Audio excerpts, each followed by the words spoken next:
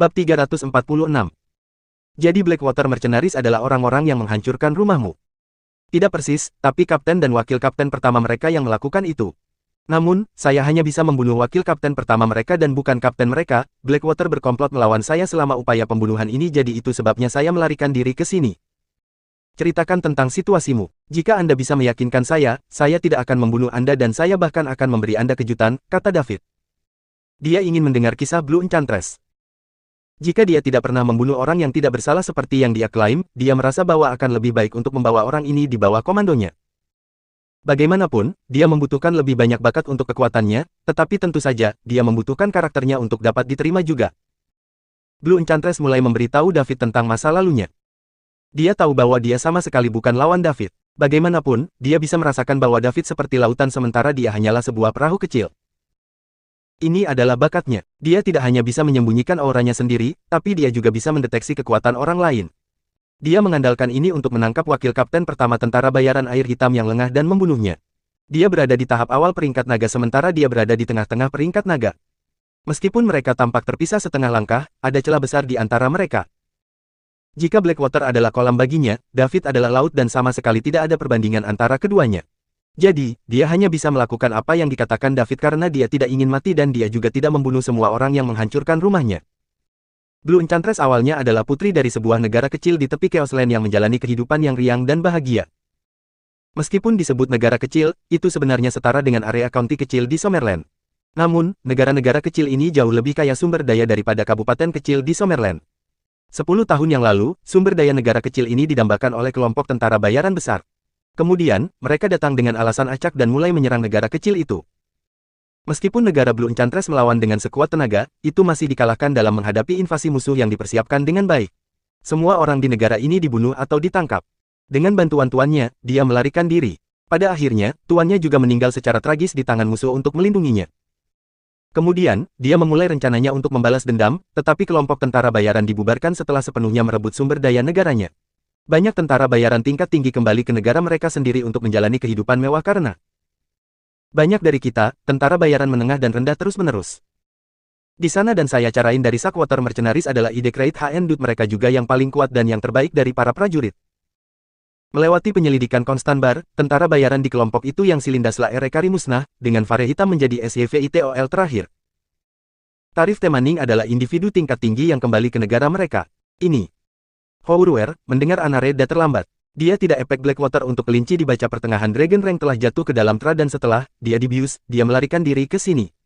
Dia pikir dia pasti akan dud dan dia bangun, yang mengejutkan, dia menemukan bahwa dia tidak tala meno ke tangan Blackwater. Ringkasan sejarahnya. Hal semacam ini telah terjadi di tanah kekacauan namun, akulah seseorang yang memiliki kekuatan untuk membalas dendam seperti di Enchantress. Orang-orang yang berhasil bertahan hanya akan menyeret keberadaan tercela selama beberapa tahun terakhir, dia mengandalkan memanggil orang-orang ini untuk menurunkan peringkat killer rank dia bahkan lebih langsung ke nomor 9 dari killer rank setelah dia berhasil membunuh wakil kapten pertama dari Blackwater Mercenaries, seorang master di tahap pemula dari Dragon Rank. Setengah tahun yang lalu bahkan meskipun dia memberikan semua yang dia miliki saat itu dan terluka parah, hanya pulih setelah memulihkan diri selama 3 bulan, ini tidak mengurangi fakta bahwa dia memang membunuh seorang master di tahap awal peringkat naga. Bab 347 setelah mendengarkan cerita Blue Enchantress, David merasa kasihan pada gadis ini, pada saat yang sama, dia bertanya-tanya apakah gadis ini berbohong. Sudah berapa lama dia berada di Chaos Land? Dia sudah bertemu dua orang yang memiliki kepahitan yang besar, kebencian yang mendalam, dan permusuhan berdarah. Yang pertama adalah killer dan yang kedua adalah Blue Enchantress. Bagaimana bisa ada kebetulan seperti itu? Pembunuh harus baik-baik saja. Bagaimanapun, dia adalah seorang ranker naga menengah, jadi dia tidak perlu berbohong kepada David. Namun, Blue Enchantress mungkin mencoba menarik yang cepat. Dia memiliki beberapa keraguan tentang apakah gadis ini mengarang cerita ini untuk menyelamatkan dirinya darinya.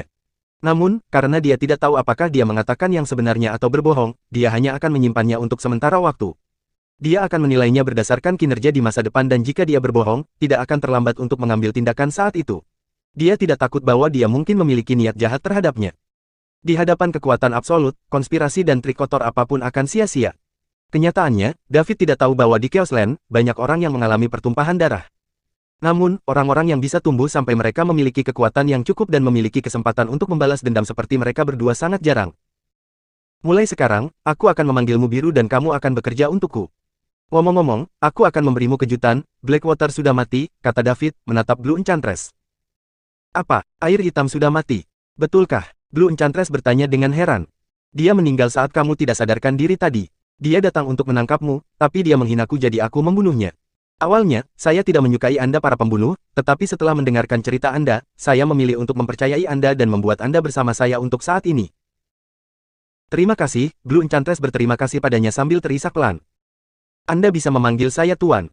Jika semua yang Anda katakan itu benar, maka saya dapat membantu Anda setiap kali Anda bertemu dengan musuh yang tidak dapat Anda kalahkan. Betulkah? Terima kasih Pak. Pada saat ini, seorang wanita mempesona berusia 30-an berjalan ke lantai 2. Dia mengenakan gaun bodycon yang menonjolkan tubuh lekuknya dan dia memegang 2 botol anggur merah edisi kolektor. Dia adalah bos bar, Tulip. Biru, kesini, panggil David. Iya Pak, Blue Enchantress berjalan di belakang David dan berdiri di tempatnya. Talib tercengang. Awalnya, dia ingin menjaga Blue Enchantress bersamanya. Bagaimanapun, dia adalah pembunuh nomor 9 di peringkat pembunuh. Dia mungkin tidak memiliki kemampuan tempur yang luar biasa, tetapi dia memiliki metode pembunuhan yang sangat baik. Pak, nama saya Tulip, dan saya bos Rock Bar. Saya telah menyimpan 2 botol anggur merah ini selama bertahun-tahun, dan saya mengeluarkannya khusus untuk Anda, kata Tulip dengan suara memikat. Anda terlalu sopan, Nona Tulip. Saya akan pergi jadi saya akan meminumnya lain kali. David bangkit dan hendak pergi setelah dia mengatakan itu. Namun, Tulip menghentikannya. Puan, tolong berhenti. Ada yang bisa saya bantu, Nona Tulip? Tanya David. Puan, apakah ini pertama kalinya Anda di Chaos Land? Betul sekali. Meskipun saya bukan orang yang kuat di area perdamaian, orang-orang masih menghormati saya. Jika Anda membutuhkan saya untuk sesuatu, katakan saja. Aku pasti akan menjaganya untukmu, kata Tulip kepada David, menatapnya dengan menggoda. Ketika David mendengar apa yang Tulip katakan, dia merenung sejenak sebelum duduk kembali. Dia berkata, karena kamu mengatakan itu, aku punya sesuatu yang aku butuh bantuanmu. Mari kita bicara sambil minum. Bab 348 Tulip membuka sebotol anggur merah dan menuangkan segelas untuk David dan dirinya sendiri. David berhenti bersikap sopan juga. Dia mengangkat gelasnya dan bersulang dengan Tulip sebelum mereka berdua menyesapnya. Boleh aku tahu aku harus memanggilmu apa? Tulip bertanya, nama keluarga saya Liddell, tetapi Anda bisa memanggil saya Wajah Perak. Saya akan memanggil Anda Tuan Liddell saja, saya ingin tahu, apa yang Anda ingin saya lakukan untuk Anda. Nona Tulip, Anda harus memiliki saluran untuk menghubungi kelompok tentara bayaran besar dan menengah itu, kan? Saya memang bisa berhubungan dengan beberapa dari mereka. Saya ingin Anda membantu saya mengirim pesan ke kelompok tentara bayaran besar dan menengah itu. Tan. Liddell, tolong beritahu saya lebih banyak. Petik 2. Dalam 1 minggu, tentara bayaran api merah yang saya dirikan akan berangkat untuk menyerang Tanjung Gelap dan mengalahkan tentara bayaran yang haus darah. Siapapun yang ingin datang membantu Red Flames bisa menyebutkan harganya. Plus, Tyrant pasti akan mati jadi aku berjanji tidak akan ada bahaya yang tidak terduga, kata David serius. Apa? Blue Enchantress, yang berdiri di belakang Tulip dan David, terkejut dan dia menarik napas dengan tajam. Tan. Liddell akan menyerang Dark Cape. Bloodthirsty Mercenaries adalah kelompok tentara bayaran peringkat ketiga di dunia bawah tanah global, dan Tyrant diakui sebagai sosok nomor 1 di Dragon Rank. Meskipun Tulip memutuskan bahwa kekuatan David harus berada di ranah peringkat puncak naga, masih ada celah antara peringkat puncak naga. Seorang Dragon Ranker puncak seperti Tyrant, yang akan mengambil langkah kecil itu, jauh lebih kuat daripada seseorang yang baru saja memasuki puncak Dragon Rank. Terlebih lagi, Tyrant telah menjadi orang nomor 1 di Dragon Rank selama beberapa tahun, jadi siapa yang tahu apakah dia sudah mengambil langkah kecil itu? Siapa yang bisa menjamin bahwa orang kuat di level ini akan mati? Dia tidak berani menyebarkan berita sembarangan. Jika sesuatu yang buruk terjadi, dia akan selesai. Dia awalnya ingin menjilat dengan Dragon Ranker puncak, tapi dia ternyata seseorang yang melebih-lebihkan kekuatannya. Apakah dia berpikir bahwa ada orang yang bisa membunuh Tyrant? Dari mana dia pikir nama Tyrant Getalis dari? Dia mendapatkan namanya dengan membunuh orang-orang di dunia tentara bayaran siapapun yang sering disiksa dan dibunuh olehnya dengan cara yang paling mesum. Setiap kali orang-orang di dunia medan berbicara tentang Tyrant, mereka akan melakukannya dengan ketakutan. Tidak ada yang mau main-main dengan Tyrant, dan dengan karakter Tyrant, dia telah menyinggung banyak orang, tapi dia masih baik-baik saja sekarang. Jika Tyrant benar-benar lihai untuk dibunuh, dia pasti sudah mati sejak lama. Tuan Liddell, maafkan aku tidak berani menyebarkan berita ini untukmu, kata Tulip meminta maaf. Oh, mengapa? Asteris kebrutalan Tyrant dikenal di seluruh dunia bawah tanah, tidak ada yang ingin memprovokasi dia. Bahkan jika saya menerbitkannya untuk Anda, tidak ada yang akan maju. Apakah kamu tidak percaya bahwa aku akan membunuhnya? David bertanya, Tuan Liddell, dengan segala hormat, Tyrant secara resmi diakui sebagai orang nomor 1 di peringkat naga. Bahkan jika Anda seorang ranker naga puncak, dia bukan lawan Anda. Plus, saya belum pernah mendengar Tyrant mengambil tindakan apapun dalam 2 tahun terakhir. Mungkin saja dia sudah mengambil langkah kecil ke depan. Anda masih muda dan Anda memiliki begitu banyak potensi. Anda masih memiliki semua kesempatan untuk melakukan ini di masa depan. Kenapa kamu harus pergi sekarang? Tulip mengumpulkan keberaniannya dan bertanya. Dia pandai membaca orang dan Tuan Liddell di depannya ini tidak terlihat seperti orang yang tidak mau menerima nasihat dari orang lain. Dia percaya bahwa dia bisa mendapatkan sisi baiknya setelah dia mengatakan ini. Pada akhirnya, dia masih menjadi Dragon Ranker puncak, jadi dia akan mendapatkan banyak manfaat jika dia menjalin hubungan yang baik dengannya. David tersenyum dan tidak mengatakan apa-apa. Ketika Tulip ingin mengatakan sesuatu, aura mencekik keluar dari tubuh David dan menyelimuti seluruh lantai 2 rock bar. Bab 349. Tulip memiliki ekspresi ngeri di wajahnya, dia membuka mulutnya untuk mengatakan sesuatu tetapi tidak ada yang keluar. Auranya terlalu kuat sehingga dia, seorang ranker naga menengah, tidak bisa menahannya sama sekali. Ini jelas bukan lagi aura yang dimiliki oleh ranker naga puncak. Mungkinkah? Tulip menatap David dengan mata terbelalak. Apakah dia sudah mengambil langkah kecil itu? Bagaimana ini mungkin? Meskipun David mengenakan setengah dari topeng perak dan dia sengaja mengubah suaranya, Tulip masih berpikir bahwa David seharusnya tidak lebih dari 35 tahun. Pada usia ini, dia telah melampaui puncak peringkat naga dan mengambil satu langkah lebih jauh. Apakah itu berarti dia akan terus memasuki alam berikutnya di masa depan? Sementara Tulip terkejut, kejutan tak terbatas memenuhi hatinya. Ini adalah master sejati. Selama dia memanfaatkan kesempatan ini dan mengandalkan orang yang kuat ini, dia akan menjadi terkenal di seluruh dunia bawah tanah di masa depan. Tulip bukan satu-satunya di tempat kejadian yang terkejut. Blue Enchantress juga sangat bersemangat. Musuh-musuhnya yang lain adalah para eksekutif tingkat tinggi dari kelompok tentara bayaran besar yang menginvasi tanah airnya 10 tahun yang lalu. Mereka sudah menjadi tuan yang sangat kuat 10 tahun yang lalu, dan dia pikir dia tidak akan pernah bisa membunuh mereka semua seumur hidupnya. Namun, kekuatan yang telah ditunjukkan Tuan sekarang memenuhinya dengan harapan yang tak ada habisnya. Saya harus bekerja untuknya dengan benar. Ini satu-satunya kesempatanku untuk membalas dendam. Nona Tulip, apakah Anda masih berpikir saya tidak bisa mengalahkan Tyrant sekarang? David berhenti memancarkan auranya dan bertanya sambil tersenyum. Tuan Liddell, kamu sangat lucu. Aku sombong sekarang. Tampaknya Tuan Liddell adalah orang yang sangat kuat. Jangan khawatir, serahkan saja ini padaku. Ketika saatnya tiba, saya akan membawa mereka semua untuk membantu Anda menyerang Dark Cape, kata Tulip meminta maaf. Karena David telah mengambil langkah itu, keuntungan Tyrant sebagai orang nomor 1 di Dragon Rank tidak akan berarti apa-apa. Karena itu, dia memutuskan untuk bertaruh dengan David. Tidak semua orang bisa memiliki kesempatan ini. Selain itu, begitu Tyrant tidak ada untuk meneror Dark Cape, pengaruhnya akan turun 50%. Ditambah lagi, jika dia tidak memanfaatkan kesempatan ini sekarang, begitu David menerobos dunia baru, dia khawatir akan sulit untuk bertemu dengannya lagi. David akan menjadi andalan untuk semua kekuatan yang kuat dengan tingkat kekuatannya. Karena Tuan Liddell sangat sukses di usia yang begitu muda, identitas dan latar belakangnya jelas tidak sesederhana itu. Langkah yang bijaksana, Nona Tulip. Jangan khawatir, saya secara alami akan menjadi orang yang merawat Justin the Tyrant. Aku akan membunuhnya dan tidak akan ada bahaya tak terduga yang tersisa yang mungkin muncul pada kalian semua. Jika kita mengalahkan Dark Cape, saya tidak akan memperlakukan siapapun yang berpartisipasi secara tidak adil.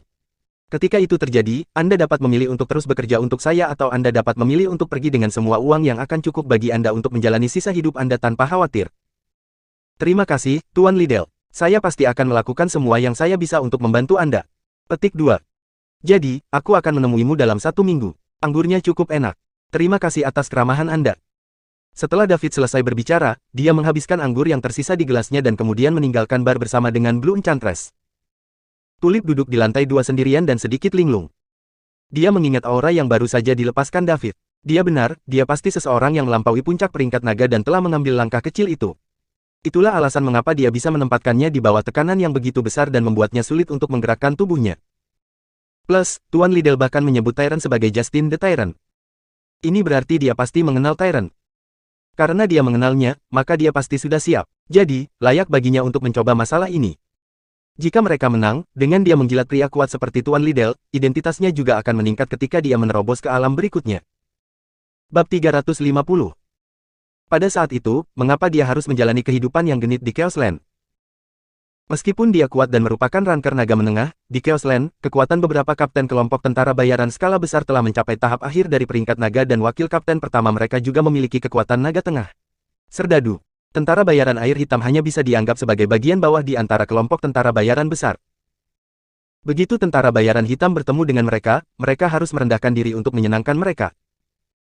Dua kapten bahkan menunjukkan minat yang besar padanya, tetapi dia hanya bisa menunda mereka sebanyak mungkin saat dia menghadapi tentara bayaran yang kuat ini. Sekarang, ini adalah saat yang tepat untuk mengumpulkan mereka sehingga mereka bisa belajar tentang hubungannya dengan Tuan Liddell. Dengan kekuatan Tuan Liddell saat ini, mereka tidak akan berani melakukan apapun padanya lagi. Selain itu, situasinya saat ini juga agak hambar. Dia telah tinggal di Chaosland selama bertahun-tahun dan selalu ingin pergi. Namun, jika dia tidak bergabung dengan kekuatan tertentu, dia tidak akan punya tempat untuk pergi. Tidak ada yang akan mengizinkannya, seorang ranker naga menengah yang tidak diketahui asal-usulnya, untuk bergerak bebas di dalam yurisdiksi mereka. Bahkan jika dia bergabung dengan mereka, pihak lain akan curiga padanya dan mengawasinya, jadi dia hanya bisa tinggal di Chaosland. Ini adalah kesempatan terbaik yang dia temui selama bertahun-tahun dan dia harus memanfaatkannya. David membawa Blue Enchantress ke hotel tempat dia menginap dan mendapatkan kamar untuknya juga.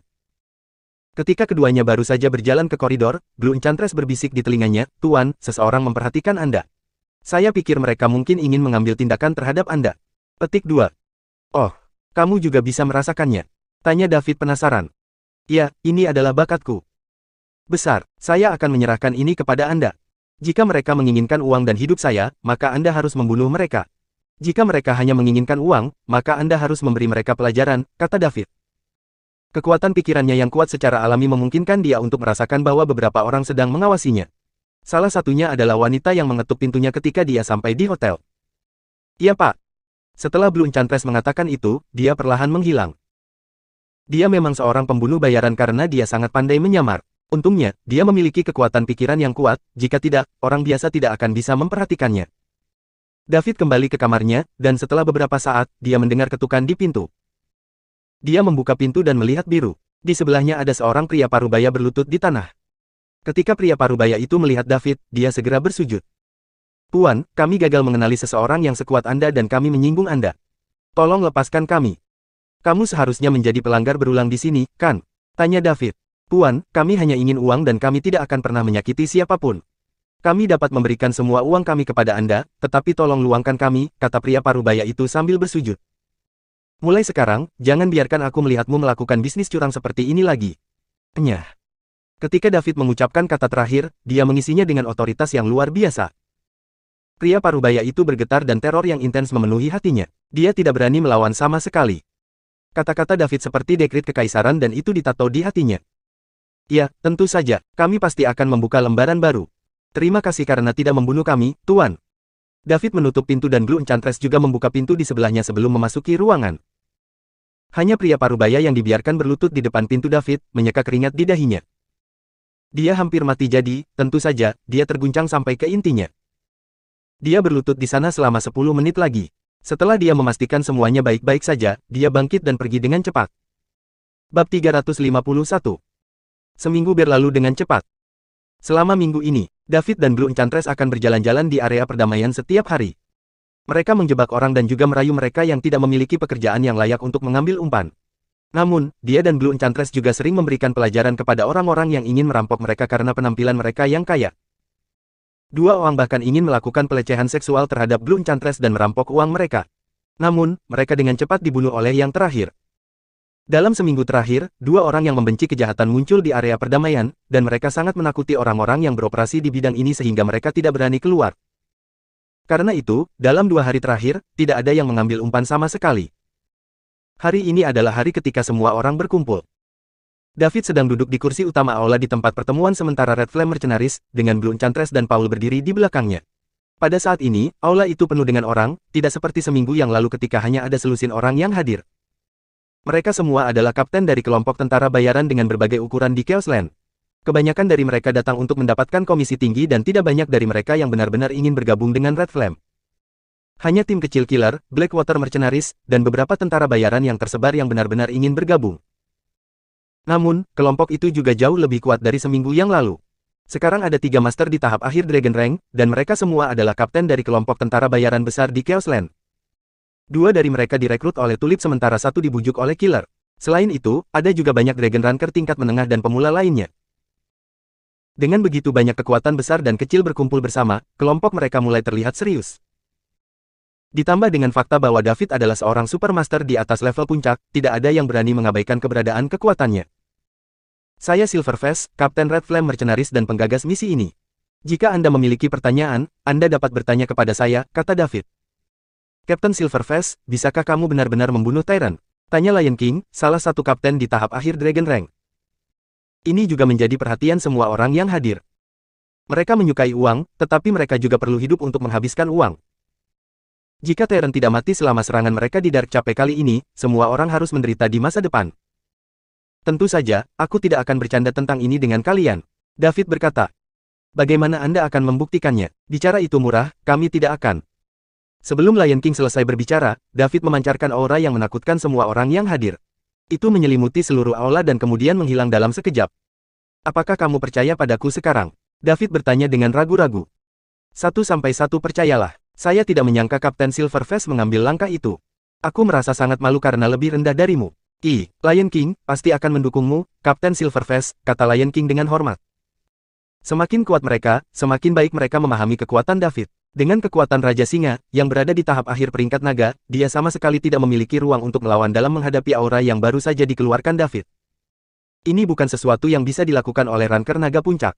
Lion King tahu dia tidak akan bisa mengalahkan Tyrant, tetapi dia masih memiliki keberanian untuk menghadapinya. Namun, dia tidak berani menahan aura yang baru saja terpancar dari David. Ada pertanyaan lain. David terus bertanya.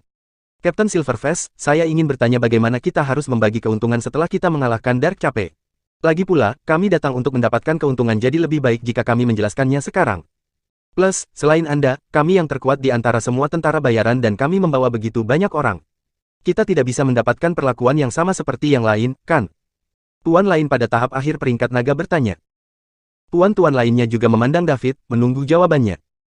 Ini terkait dengan kepentingan mereka. Bab 352.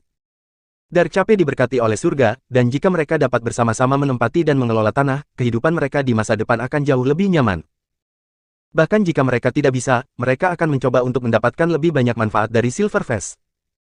Setelah kita mengalahkan Dark Cape, aku akan memberimu imbalan sebanding dengan berapa banyak yang telah kamu sumbangkan dan memberimu cukup uang untuk memuaskanmu. Di tempat ini, hanya karena Anda kuat, bukan berarti Anda akan berkontribusi lebih banyak. Itu tergantung pada peran Anda dalam misi ini. Namun, Red Flame Mercenaries akan menjadi satu-satunya yang menduduki Dark Cape, dan jika saya pikir Anda telah memberikan kontribusi besar, saya akan mengeluarkan Anda perintah rahasia perak. Mereka yang memiliki ordo rahasia perak akan mendapatkan janji dari saya. Kalian semua harus menyadari beratnya janji ini, kata David dengan suara rendah.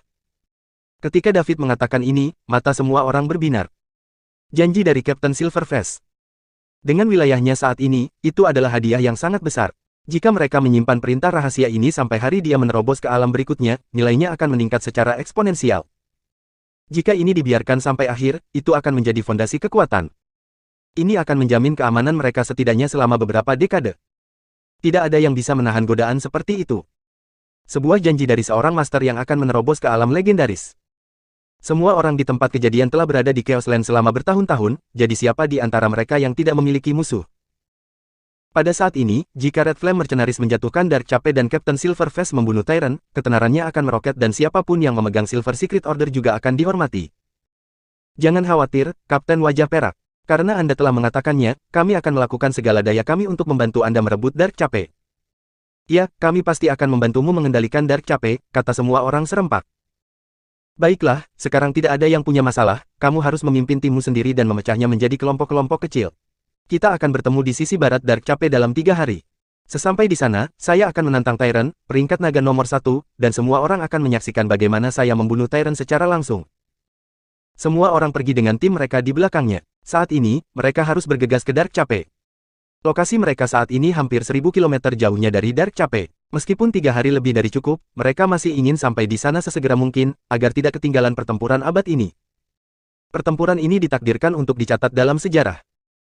Hanya ada sekitar 3.000 orang yang termasuk 10 Red Flame Mercenaries, angka yang baru mereka capai setelah David merekrut lebih dari 1.000 orang dari Blackwater Mercenaries. Namun, yang mengejutkan David adalah pemilik Rockbar, Tulip, seorang ranker naga menengah, juga tetap tinggal. David kemudian membagi tim yang terdiri dari 3.000 orang menjadi beberapa tim kecil.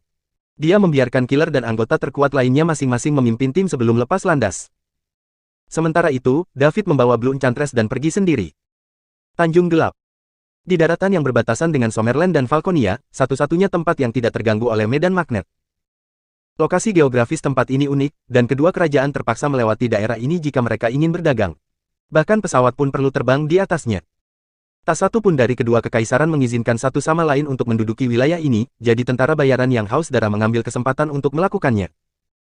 Sebelum tentara bayaran yang haus darah menduduki tempat ini dikendalikan oleh banyak faksi.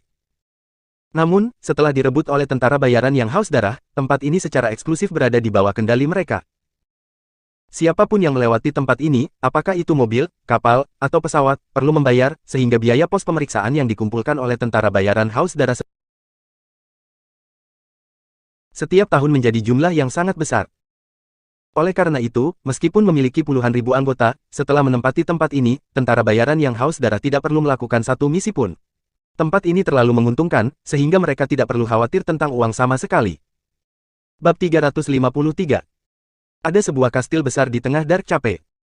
Inti dari tentara bayaran yang haus darah tinggal di sini, termasuk Justin the Tyrant. Anggota tingkat rendah dari tentara bayaran haus darah dikirim ke setiap sudut Dark Cape, menjaga sebidang tanah yang secara pribadi mereka yakini milik mereka. Mereka akan melakukan rotasi posisi sekali sehari. Mercenari yang haus darah telah menduduki Dark Cape selama bertahun-tahun dan mereka perlahan-lahan meninggalkan struktur kelompok tentara bayaran dan mulai berkembang menjadi sebuah sekte. Ada 3 penjaga, 6 penatua, dan 8 perkumpulan rahasia. Saat ini, di aula besar kastil, inti dari tentara bayaran yang haus darah semuanya berkumpul. Duduk di kursi utama adalah seorang pria parubaya kurus dengan wajah pucat, kemeja hijau, dan kipas lipat di tangannya. Dia tampak seperti seorang sarjana dari zaman kuno. Sulit untuk mengaitkan citra orang ini dengan Tyrant yang legendaris. Namun, kenyataannya adalah bahwa pria parubaya kurus dan tampak lemah ini adalah Justin the Tyrant, kapten tentara bayaran yang haus darah.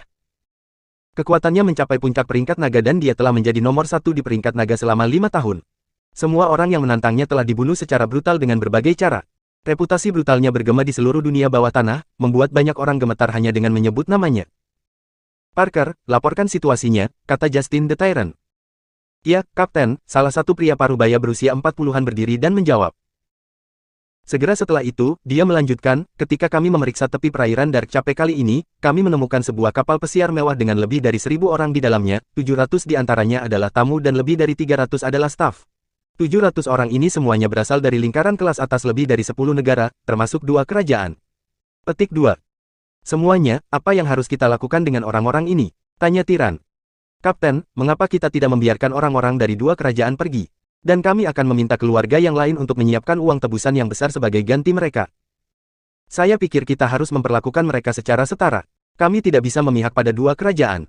Apa yang bisa mereka lakukan pada kita? Mintalah masing-masing dari mereka untuk menyiapkan uang tebusan sebesar 10 juta dolar.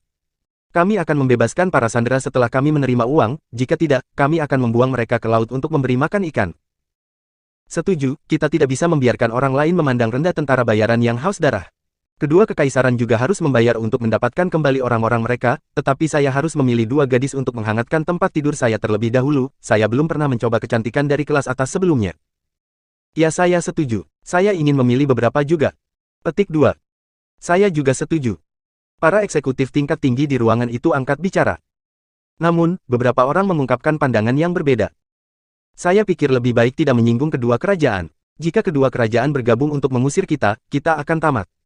Derek, kenapa kamu begitu pemalu? Bagaimana kedua kerajaan itu bisa bersatu? Anda terlalu memikirkan hal-hal mereka jelas ingin saling membunuh. Bagaimana lagi kita mendapatkan kesempatan untuk menduduki Dark Cape? Itu kemungkinan. Kemungkinan yang kamu sebutkan tidak akan pernah terjadi. Saya setuju dengan Derek. Kita harus menghindari menyinggung kedua kekaisaran sebanyak mungkin. Petik 2. Semua orang di aula memberikan pendapat mereka. Itu sedikit bising dan mereka sekarang terbelah menjadi 2 sisi. Salah satu pihak mengatakan bahwa mereka tidak bisa membiarkan tentara bayaran yang haus darah tampak lemah dan mereka sepenuhnya mengabaikan kedua kerajaan. Sebaliknya, tim lain merasa bahwa mereka tidak boleh menyinggung kedua kerajaan dan sebaliknya mereka harus menjaga hubungan baik dengan mereka. Tyrant mengetuk meja dengan kipas lipatnya. Paula jatuh ke dalam keheningan. Apapun yang dikatakan Tyrant di Dark Cape akan menjadi dekrit kekaisaran dan tidak ada yang berani melawannya. Bab 354.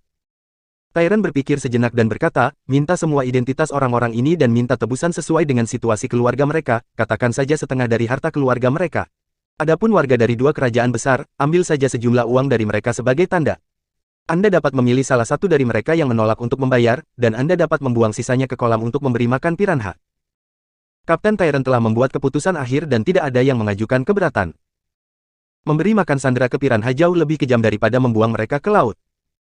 Dark Cape memiliki kolam besar tempat Tyrant memelihara banyak piranha. Kebanyakan dari mereka yang menentangnya dilempar ke sana untuk dijadikan makanan ikan. Ini menunjukkan betapa brutalnya Justin. Rory, lanjutkan laporannya, kata Tyron lagi. Ya, Kapten. Seorang pria yang tampak lembut berusia 30-an berdiri dan berbicara. Menurut informasi yang diterima, sebulan yang lalu, Chaosland membentuk kelompok tentara bayaran bernama Red Flame. Menggunakan sejumlah besar uang sebagai insentif, mereka menarik banyak kelompok tentara bayaran di Chaosland dan akan menyerang Dark Cape. Rory, kamu tidak perlu memberitahuku ini, kan? Begitu banyak orang ingin menyerang Dark Cape tetapi berapa banyak yang berani datang pada akhirnya? Ya, ini hanya cara bagi mereka untuk menjadi terkenal. Beraninya tikus-tikus yang tidak relevan itu mengatakan mereka ingin menyerang Dark Cape. Sepertinya mereka telah melupakan ketakutan yang dibawa oleh tentara bayaran Haus Darah ke Chaosland setelah bertahun-tahun kita tidak bertindak. Kali ini tidak sama, kata Rory, penasihat terpercaya. Oh, apa yang sangat berbeda? Red Flame Mercenaries sedang dalam perjalanan ke Dark Cape dan mereka telah bergabung dengan 3 kelompok tentara bayaran besar di Chaosland. Para kapten adalah master di tahap akhir peringkat naga. Jumlah gabungan orang dari ketiga kelompok ini mencapai lebih dari 10.000.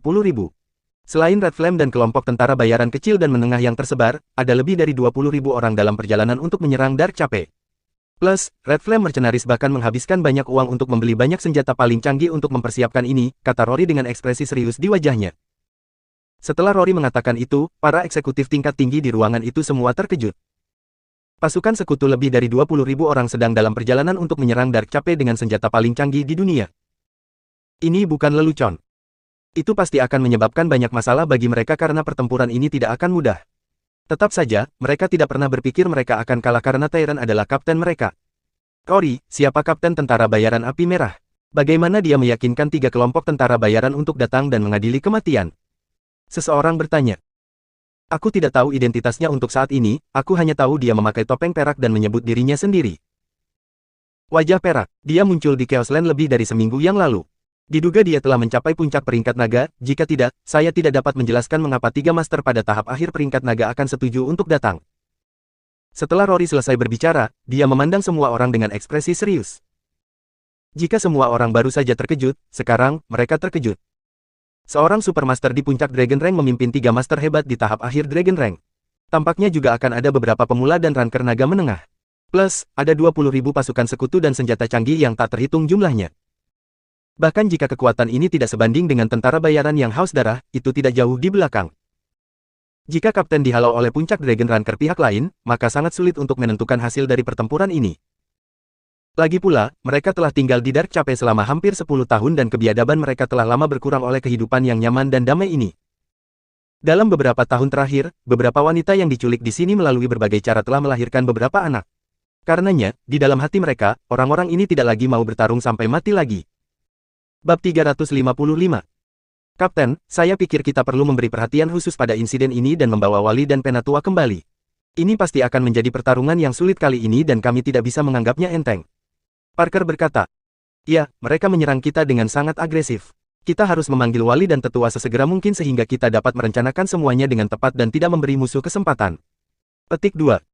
Para eksekutif tingkat tinggi dari tentara bayaran Haus Darah yang hadir mulai berdiskusi di antara mereka sendiri.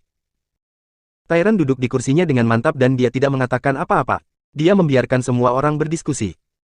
Lebih dari seminggu yang lalu, dia menerima telepon dari keponakannya yang berharap Tyron akan mengirim 2 tuan ke ibu kota untuk membantu perkembangan keluarga Chases.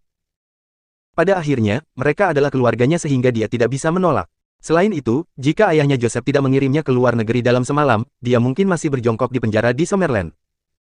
Jadi, lebih dari seminggu yang lalu, dia mengirim seorang wali dan seorang penatua ke ibu kota di Summerland untuk sementara bergabung dengan keluarga Chases dan bertindak sebagai pengawal keluarga untuk membantu perkembangan mereka. Karena itu, dia tidak bisa begitu saja memanggil mereka untuk kembali. Selain itu, apakah dia perlu memanggil wali dan penatua kembali untuk hal kecil ini? Jika bahkan orang-orang ini tidak bisa melawan, bisakah wali dan penatua tambahan membalikkan situasi? Mereka hanya bisa menyalahkan diri sendiri karena hidup terlalu nyaman selama beberapa tahun terakhir dan benar-benar kehilangan motivasi untuk bertarung. Dia tidak bisa membiarkan ini terjadi. Tampaknya setelah kejadian ini, tentara bayaran yang haus darah perlu berubah seolah-olah ini terus berlanjut, cepat atau lambat, semua orang akan menjadi harimau tanpa gigi. Setelah menunggu semua orang selesai berbicara, Tyron berkata, kamu sangat takut dengan masalah sepele ini. Saya pikir Anda telah hidup terlalu nyaman dalam beberapa tahun terakhir. Setelah kejadian ini, saya akan sepenuhnya mengubah tentara bayaran yang haus darah. Kalian telah kehilangan motivasi yang kalian miliki saat itu dan secara kebetulan, kami telah kehilangan status kami di Chaos Land. Ketika saatnya tiba, saya akan meminta setengah dari orang-orang kita untuk tinggal di Dark Cape. Dan setengah dari pria itu pergi ke Chaos Land untuk mengembalikan kejayaan kita. 1. Astaga. Semua orang memandang Tyrant dengan bingung, tidak tahu apakah dia serius atau tidak. Namun, jika itu benar, akan ada pertanyaan siapa yang akan pergi dan siapa yang akan tinggal. Kapten, kita akan membahas transformasi mercenari yang haus darah nanti. Kita masih harus fokus pada tentara sekutu Red Flame Mercenaries dan bersiap terlebih dahulu, kata Rory di samping. Jika ada orang di Mercenaries yang haus darah yang berani mempertanyakan apa yang dikatakan Tyrant, itu adalah Rory.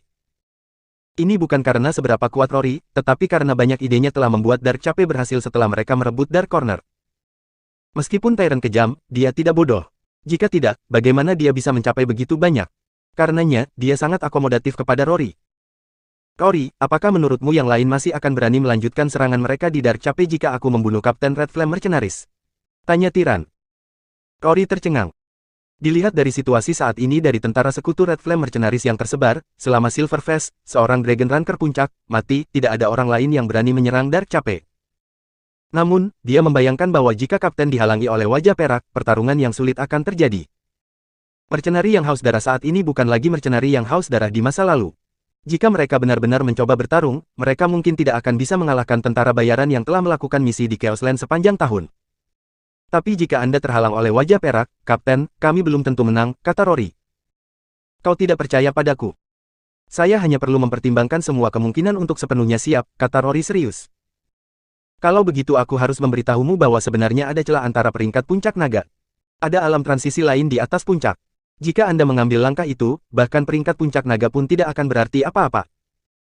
Kapten, apakah kamu berhasil melewati langkah itu? Rory bertanya dengan kaget, matanya melebar. Eksekutif tingkat tinggi mercenaris yang haus darah lainnya juga memandang Tyrant dengan penuh semangat, menunggu jawabannya. Jika Kapten benar-benar mengambil langkah itu, mereka tidak perlu khawatir tentang tentara sekutu kali ini dan reputasi tentara bayaran yang haus darah pasti akan menyusul tentara bayaran Mandala peringkat kedua di dunia bawah tanah global. Bab 356. Belum, tapi seharusnya tidak terlalu lama aku sudah berdiri di ambangnya, dan aku bisa mengambil langkah itu kapan saja sekarang. Bahkan jika saya tidak mengambil langkah itu, seorang ranker naga puncak belaka tidak cocok untuk kekuatan saya saat ini. Saya dapat menjamin Anda bahwa bahkan jika saya dikelilingi oleh lebih dari 5 ranker naga puncak, saya masih bisa membunuh mereka semua, kata Tyrant dengan percaya diri. Rory tersentak kembali ke kenyataan dan berkata, jika itu masalahnya, maka aku akan menyerahkannya padamu. Setelah Anda membunuh wajah perak, maka tidak perlu khawatir tentang tentara bayaran karena mereka tidak lagi memiliki kapten untuk diikuti. Padahal, kita masih harus memberi mereka pelajaran yang bagus, jangan sampai ada yang mengira tentara bayaran yang haus darah adalah sasaran empuk untuk dipilih. Serahkan wajah perak kepadaku, aku akan membunuhnya dalam waktu sesingkat mungkin dan menghancurkan kepercayaan diri mereka. Saya akan menyerahkan penanganan yang lainnya kepada Anda, semakin banyak yang tersisa, semakin baik, kata Tyrant. Ya, Kapten. Ibu kota, Summerland. Setelah apa yang terjadi bulan ini, keluarga Chases telah mencapai puncak mereka dan unggul di luar keluarga bangsawan kelas 1 lainnya di ibu kota. Ditambah dengan 2 pengawal yang disewa oleh keluarga Chases minggu lalu, 1 Dragon Ranker tingkat menengah dan Dragon Ranker tingkat tinggi, keluarga Chases menjadi lebih kuat. Tidak ada yang berani melintasi keluarga Chases di ibu kota sekarang. Sementara itu, Hank dan saudaranya menjadi semakin tak kenal takut. Hank tidak hanya menjadi teman kedua fraksi T, tetapi Hanley, yang masih mahasiswa, juga menjadi salah satu dari 8 petarung hebat dari faksi tersebut. Hanley juga menjadi jauh lebih arogan sekarang. Setelah memahami masa lalu keluarganya yang mengejutkan, dia menatap Celia lagi. Dia tidak peduli bahwa David lah yang membunuh Zachary, salah satu dari 8 petarung hebat fraksi T karena David masih belum berani membunuh Hanley. Hanley memiliki latar belakang yang lebih kuat daripada David. Karena itu, tidak ada yang menghentikannya untuk menjadikan Celia miliknya, tidak ketika David tidak berani membunuhnya. Jika David mencoba, seluruh Summerland akan mengejar David. Inilah mengapa Hanley tidak takut. Namun, alasan mengapa dia belum melakukan apapun pada Celia adalah karena ada sesuatu penting yang harus dilakukan keluarga Chases sekarang. Setelah masalah itu diselesaikan, Hanley kemudian akan menjadikan Celia miliknya terlepas dari apakah dia menginginkannya atau tidak. Setelah masalah ini diselesaikan, keluarga Chases akan menjadi salah satu keluarga bangsawan terkemuka di ibu kota. Pada saat itu, Hanley akan membawa Celia apakah dia atau David menginginkannya atau tidak, dan tidak ada yang bisa dilakukan David untuk menghentikannya. Klub Tembok Besar. Hank sekali lagi mengumpulkan anggota fraksi T untuk rapat. Tidak ada yang berani menanyainya kali ini. Chess memasang ekspresi seram di wajahnya, tidak berani mengeluarkan satu suara pun sementara Stan diam menunggu Heng berbicara. Dengan kedatangan dua ahli seni bela diri baru keluarga Chases, Stan sekarang melihat Heng sebagai setara. Heng mungkin tidak kuat secara fisik, tetapi dia memiliki latar belakang keluarga untuk menebusnya. Stan tidak menyangka Justin the Tyrant dapat mengirimkan dua master hebat yang masing-masing adalah Dragon Ranker tingkat menengah dan tinggi. Master tingkat seperti itu adalah bagian dari warisan keluarga dan hanya dibawa keluar jika diperlukan. Bab 357. Heng mengalihkan pandangannya ke seluruh pejuang hebat fraksi T di hadapannya sementara orang-orang yang dia lihat mengalihkan pandangan mereka secara naluriah. Keluarga Chases telah melampaui keluarga kelas 1 lainnya dan bergabung dengan lingkaran bangsawan terkemuka. Mereka bukan keluarga yang bisa dijadikan musuh oleh para pejuang hebat. Han Lei duduk dengan penuh semangat di bawah panggung. Ini adalah pertama kalinya dia berpartisipasi dalam pertemuan inti fraksi T. Sebagai anggota tingkat menengah dari fraksi T, prestise dari 8 petarung hebat adalah sesuatu yang sudah lama dia dengar dan selalu impikan untuk dialami. Bukannya dia berharap hari ini tiba begitu cepat. Tiga lainnya dari Fantastic Four Universitas Greenwood segera mencoba untuk mendapatkan rahmat baiknya ketika mereka mendengar bahwa dia telah menjadi salah satu dari 8 petarung hebat fraksi T. Mereka ingin bekerja dengan Han Lei, jadi Han Lei menerima mereka sebagai bawahannya. Fraksi T adalah eksistensi suci di antara para pemuda ibu kota, dan T bangga menjadi anggota faksi. Sebagai salah satu dari 8 petarung hebatnya, Han Lei sekarang sangat populer di kalangan pemuda di ibu kota. Dapat dikatakan bahwa Han Lei diperlakukan sebagai selebriti di universitas, terus-menerus mendapatkan dikerumuni oleh anak-anak dari keluarga kaya yang mencoba untuk akrab dengannya. Sayang sekali Celia tidak datang ke sekolah dan melewatkan pemandangan itu. Pada saat ini, Heng berkata, saya menelepon semua orang di sini hari ini untuk mengumumkan dua hal. Keluarga Chases telah membawa dua pengawal, keduanya adalah orang tua yang telah bekerja di bawah paman saya untuk waktu yang lama. Untuk menyambut mereka, keluarga Chases telah memutuskan untuk mengadakan perjamuan dalam 3 hari, mengundang semua bangsawan terkenal dari ibu kota. Saya berharap dapat melihat kalian di sana, serta memberi Anda kesempatan untuk menyaksikan master peringkat naga tingkat tinggi dari dekat. Petik 2. Jangan khawatir, Tuan Heng. Kami akan berada di sana. Ya, kami akan berada di sana. Semua orang berkata. Apa ini? Sepertinya kamu agak enggan, Chase, kata Heng, menatap Chase. Chase kemudian tersenyum muram dan menjawab, tentu saja tidak, Tuan Heng. Saya akan senang untuk pergi ke perjamuan. Aku akan menemuimu dalam 3 hari. Keluarga Snow dulunya sedikit lebih baik daripada keluarga Chases, tetapi sekarang setelah keluarga Chases memiliki sumber daya dari fraksi T dan bantuan dari Justin the Tyrant yang mendukung mereka, mereka berada jauh di depan keluarga Snow. Tidak peduli seberapa besar Chase membenci atau merasa marah tentang lonjakan status Heng yang tiba-tiba, dia tahu bahwa keluarga Chases saat ini berada di puncaknya dan itu bukan saat yang tepat untuk menjadi musuh mereka. Jadi, satu-satunya pilihan Chase adalah mengalah. Namun, Chase tahu bahwa dia akan membalas dendam tanpa ragu jika ada hari ketika keluarga Chases jatuh.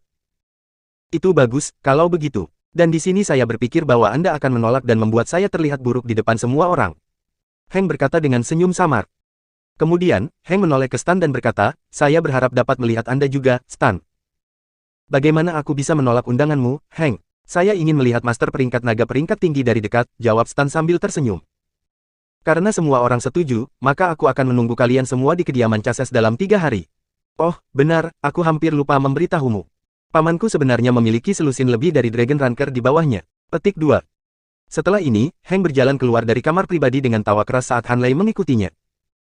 Meninggalkan yang lain di ruang pribadi untuk saling menatap dengan marah. Stan. Stan menyela sebelum Chase bisa mengatakan apapun. Bertahanlah, untuk saat ini, Chase. Keluarga Chases telah tumbuh menjadi kekuatan yang harus diperhitungkan. Dengan kekuatan dan kekuatan Justin saat ini, tidak ada yang cukup kuat untuk menghentikan keluarga Chases. Biarlah. Pastikan untuk menyiapkan hadiah yang lebih bagus dan dapatkan berkah baik dari keluarga Chases. Kami semua adalah anggota fraksi T, dan saya yakin Heng bukan orang yang menyimpan dendam. Bab 358. Stan bangkit untuk meninggalkan kamar pribadi. Petarung hebat lainnya berbagi pandangan dan menghela nafas juga. Jika bahkan Temen sendiri telah menjelaskan bahwa keluarga Chases telah tumbuh menjadi kekuatan yang harus diperhitungkan, maka tidak ada lagi yang bisa mereka lakukan selain mengikuti saran Stan dan menyiapkan hadiah yang lebih bagus untuk dimasukkan ke dalam buku bagus keluarga Chases. John dan istrinya telah mengalami surga dan neraka baru-baru ini. Sekitar sebulan yang lalu, keluarga Chases menyerah untuk menargetkan mereka dan mengembalikan 54% saham Beautylist Group kepada mereka. John telah mendapatkan kembali pekerjaannya dan atasannya bahkan menunjukkan tanda-tanda ingin mempromosikannya dan memberinya lebih banyak tanggung jawab. Namun, hal-hal baik tidak berlangsung lama dan masalah muncul lagi dalam beberapa hari terakhir.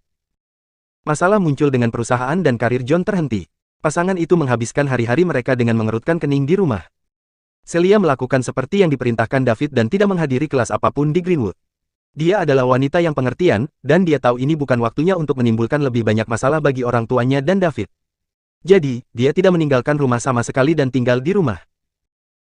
John dan istrinya awalnya berasumsi bahwa keluarga Chases menargetkan mereka lagi, tetapi setelah bertanya kepada beberapa orang, mereka menemukan bahwa keluarga Chases sebenarnya terlalu sibuk untuk berurusan dengan kentang goreng kecil seperti mereka akhir-akhir ini. Keluarga Chases sangat aktif di ibu kota akhir-akhir ini, karena ada desas-desus tentang bagaimana mereka menerima dukungan dari beberapa tokoh kuat dan sekarang memperluas kekuatan mereka. Keluarga itu juga perlahan-lahan menerobos batas-batas lingkaran aristokrat kelas 1 dan bertujuan untuk status yang lebih tinggi. Masalah yang dihadapi pasangan itu bukanlah akibat langsung dari sesuatu yang dikatakan keluarga Chases, melainkan hasil dari mitra Beautylist Group dan teman bisnis dekat yang menjauhkan diri dari keluarga yang karena takut keluarga Chases akan mengganggu mereka karena hubungan mereka. Keluarga Chases telah tumbuh cukup kuat ke titik di mana mereka tidak perlu mengatakan apa-apa sebelum seseorang yang mencoba untuk akrab dengan mereka akan mengambil inisiatif untuk membantu keluarga.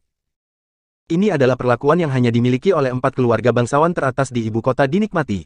Jika Anda menjadi musuh dari keempat keluarga itu, seseorang akan segera keluar dan membantu menyingkirkan musuh tanpa keluarga itu bahkan mengucapkan sepatah kata pun. Jika keluarga Chases terus tumbuh seperti ini, mereka akan dengan cepat menjadi keluarga bangsawan terkemuka kelima di ibu kota.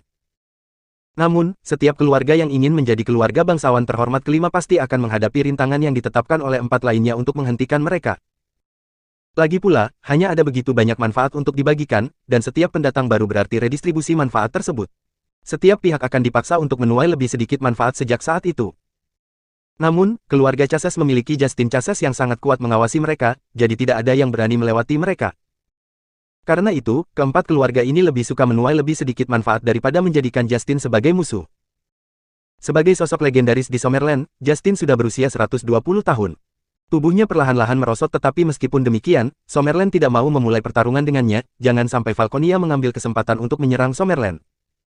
Itulah satu-satunya alasan mengapa pejabat Summerland tidak bergerak ketika 2 master peringkat naga menengah dan tinggi yang tidak diketahui asalnya tiba-tiba muncul di ibu kota, jantung Summerland. Jika Justin hanyalah seorang Dragon Ranker puncak, bahkan jika dia berada di puncak Dragon Rank, Summerland adalah kerajaan yang cukup kuat sehingga tidak perlu khawatir untuk melawannya. Namun, masalahnya adalah bahwa Dark Cape berada di bawah kekuasaan Justin dan ini terlalu penting bagi Summerland. Kekaisaran tidak bisa mengambil risiko tempat seperti itu mengikuti ke tangan Falconia. Sebenarnya, situasi saat ini adalah yang terbaik yang bisa mereka kelola. Ini karena saat salah satu dari dua kerajaan, Summerland atau Falconia, menguasai Dark Cape, perang akan pecah di antara mereka. Karena itu, Summerland memutuskan untuk menutup mata dan bahkan membantu keluarga Chases tumbuh, seperti halnya keluarga lainnya. 3 hari kemudian, keluarga Chases mengundang berbagai keluarga bangsawan di ibu kota untuk menyaksikan kebangkitan mereka. Bab 359. Berita tentang Red Flame Mercenaries yang bersiap untuk menyerang Dark Cape dengan cepat menyebar ke telinga 2 kerajaan besar. Dark Cape sangat penting bagi kedua kekaisaran, jadi wajar saja jika kedua kekaisaran memiliki orang-orang yang mengawasi daerah itu setiap saat. Saat sesuatu yang tidak terduga terjadi, berita itu akan segera sampai ke telinga pejabat tinggi di 2 kerajaan sehingga mereka bisa membuat keputusan. Ada banyak berita tentang tentara bayaran yang meluncurkan serangan ke Dark Cape, tapi ini adalah pertama kalinya sebuah kelompok tentara bayaran mengumpulkan 20.000 orang dan berbaris menuju Dark Cape seperti yang dilakukan oleh Red Flame Mercenaries sekarang. Kedua kerajaan menganggap serius masalah ini dan mulai melihat ke Silverface, Kapten Red Flame Mercenaries.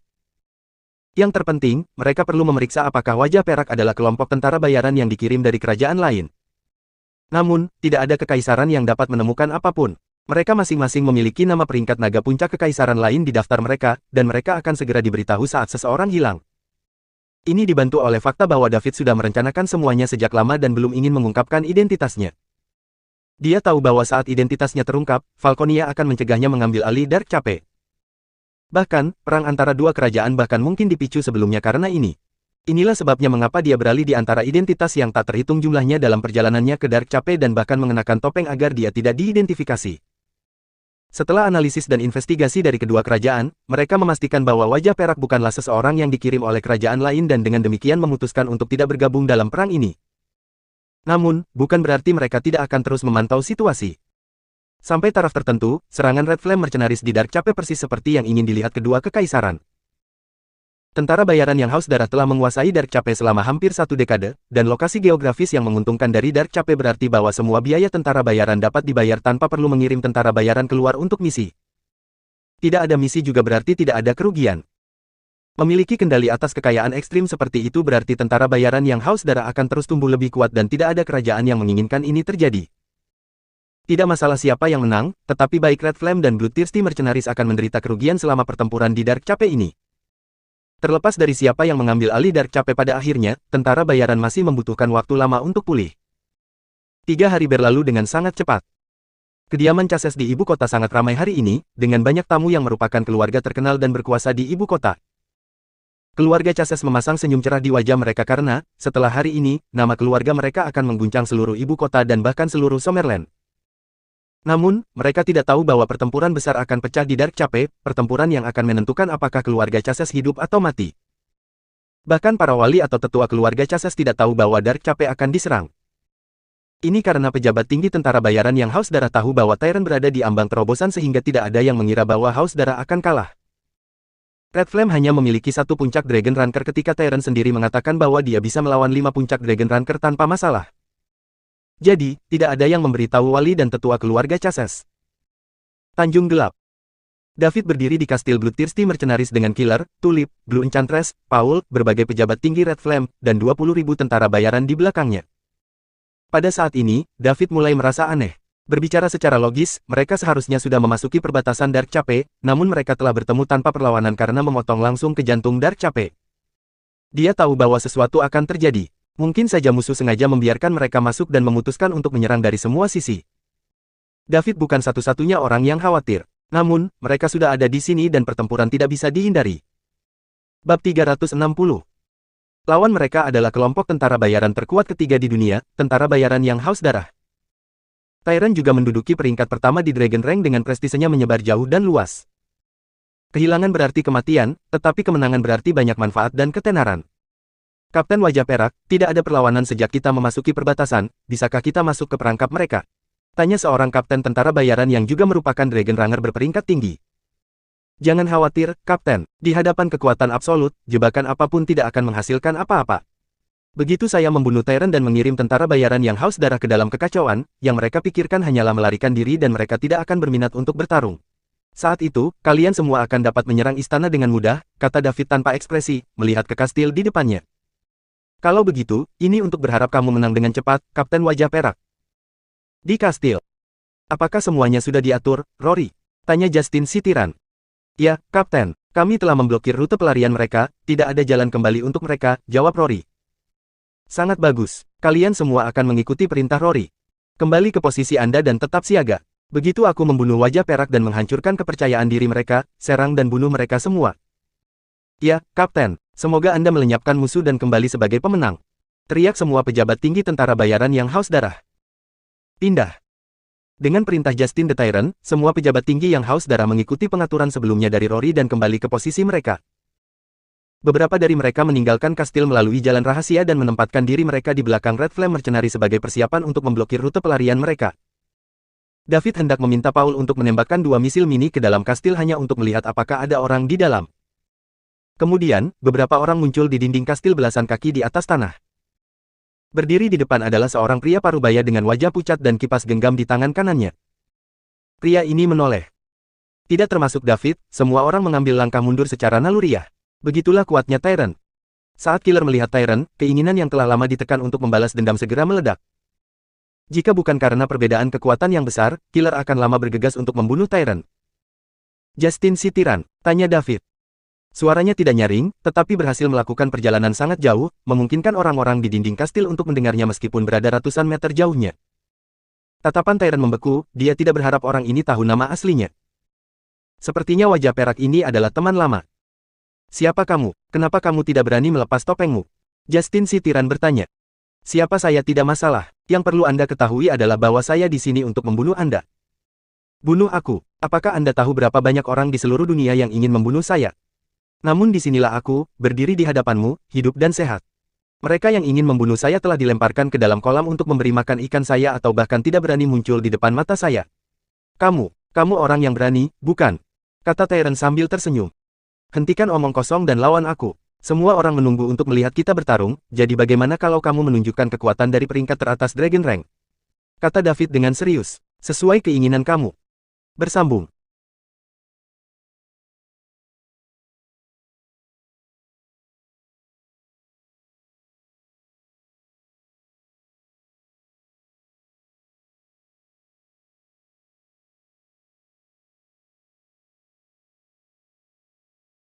Bab 361.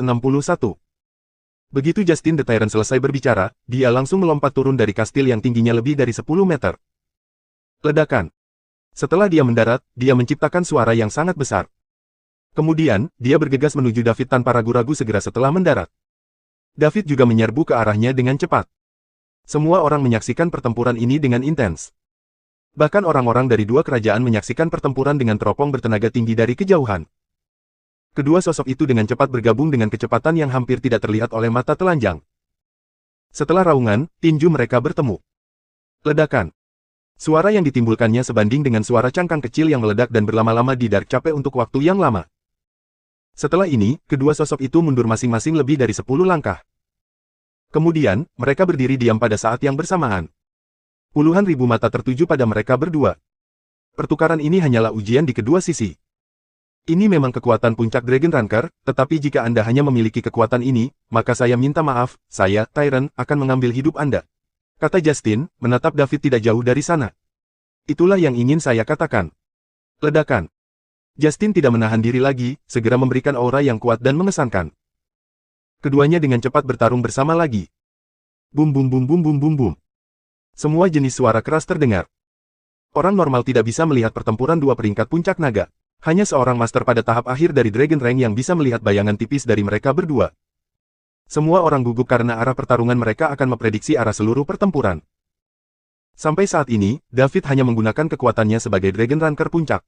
Itu bukan karena dia sengaja menyembunyikan kekuatannya, tetapi karena dia hanya mengumpulkan pengalaman. Saat ini, yang kurang darinya adalah pengalaman pertempuran. Dia telah meningkatkan ranahnya terlalu cepat dan tingkat pengalamannya tidak bisa mengejar. Jadi, dia menekan wilayahnya dan memperlakukan Justin sebagai sparring partnernya.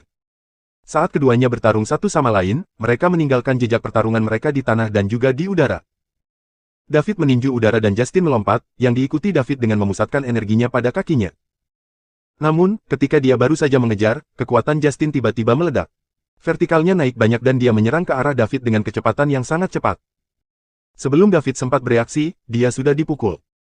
Ini adalah rencana Justin. Pertama, dia akan terkunci dalam pertempuran dengan David, dan kemudian, dia akan tiba-tiba meledak, membuat David lengah dan menghabisinya secara langsung. Setelah ini, semua orang hanya bisa melihat satu sosok terbang keluar dan mengenai sisi kastil. Dengan itu, orang itu membentuk lubang besar di dinding kastil. Usai Justin meninju David, tak berhenti sampai di situ. Sebagai gantinya, dia dengan cepat mengeluarkan kipas lipatnya, melambaikan tangannya, dan deretan 9 jarum baja yang dibuat khusus dan sangat beracun terbang ke arah David. Justin mendarat.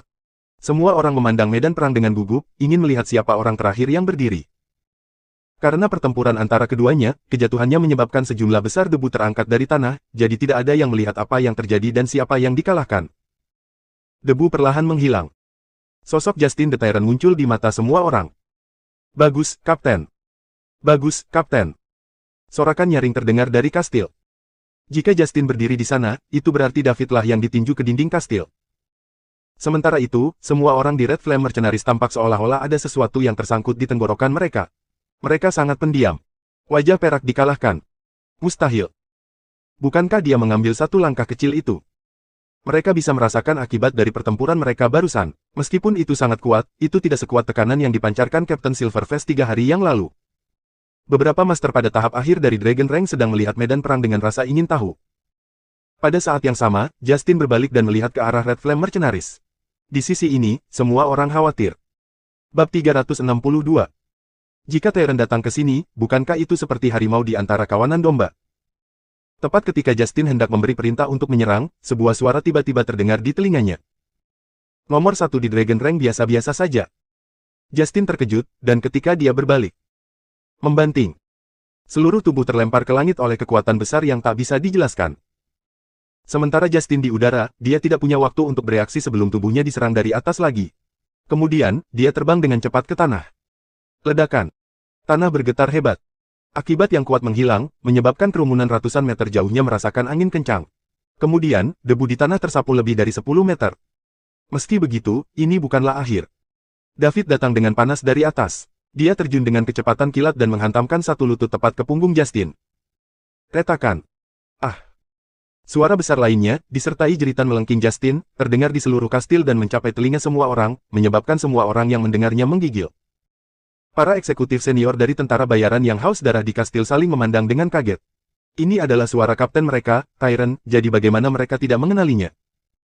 Pukulan terakhir David telah benar-benar menghancurkan tulang punggung Justin, dan bahkan jika dia memiliki tubuh yang kuat yang berada di puncak peringkat naga, dia masih tidak dapat menahan pukulan David dengan kekuatan penuh. Debu belum hilang ketika sosok perlahan melayang ke langit. Ya, itu naik langsung dari tanah ke langit. Ketika sosok itu naik ke tempat di mana tidak ada debu, semua orang melihat pemandangan di depan mereka dengan kaget. Kapten Silverface dari Red Flame Mercenaries diam-diam melayang di udara, memegang tubuh Tyrant di tangannya. Apa? Bagaimana ini mungkin? Bahkan seorang Dragon Ranker puncak tidak bisa melayang di udara tetapi wajah perak bisa. Mungkinkah dia sudah melampaui puncak peringkat naga? Orang-orang dari dua kerajaan sangat tercengang ketika mereka melihat pemandangan ini. Mereka dengan cepat menangkap adegan ini dan mengirimkannya kembali ke negara mereka. Silverface adalah seorang Supermaster yang telah menembus puncak Dragon Rank. Ini adalah berita besar. Itu sudah cukup untuk mengejutkan dunia. Justin belum mati. Tekad puncak Dragon Ranker untuk hidup memang kuat, tetapi seluruh tulang punggungnya telah benar-benar hancur sehingga dia tidak bisa mengerahkan sedikit pun kekuatannya. Saat dia ditangkap oleh David dan perlahan diangkat ke udara, dia tahu dia salah. Pihak lain hanya bermain-main dengannya selama ini. Dia menyembunyikan kekuatannya dan ingin memberikan pukulan fatal kepada David, tetapi dia tidak berharap David menyembunyikan kekuatannya lebih baik daripada dia.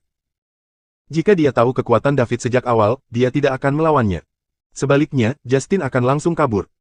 Bahkan jika dia kehilangan Dark Cape dan Bloodthirsty Mercenaries, dia tidak akan pernah melawan David. Ini sama sekali bukan pertarungan antara lawan dengan level yang sama.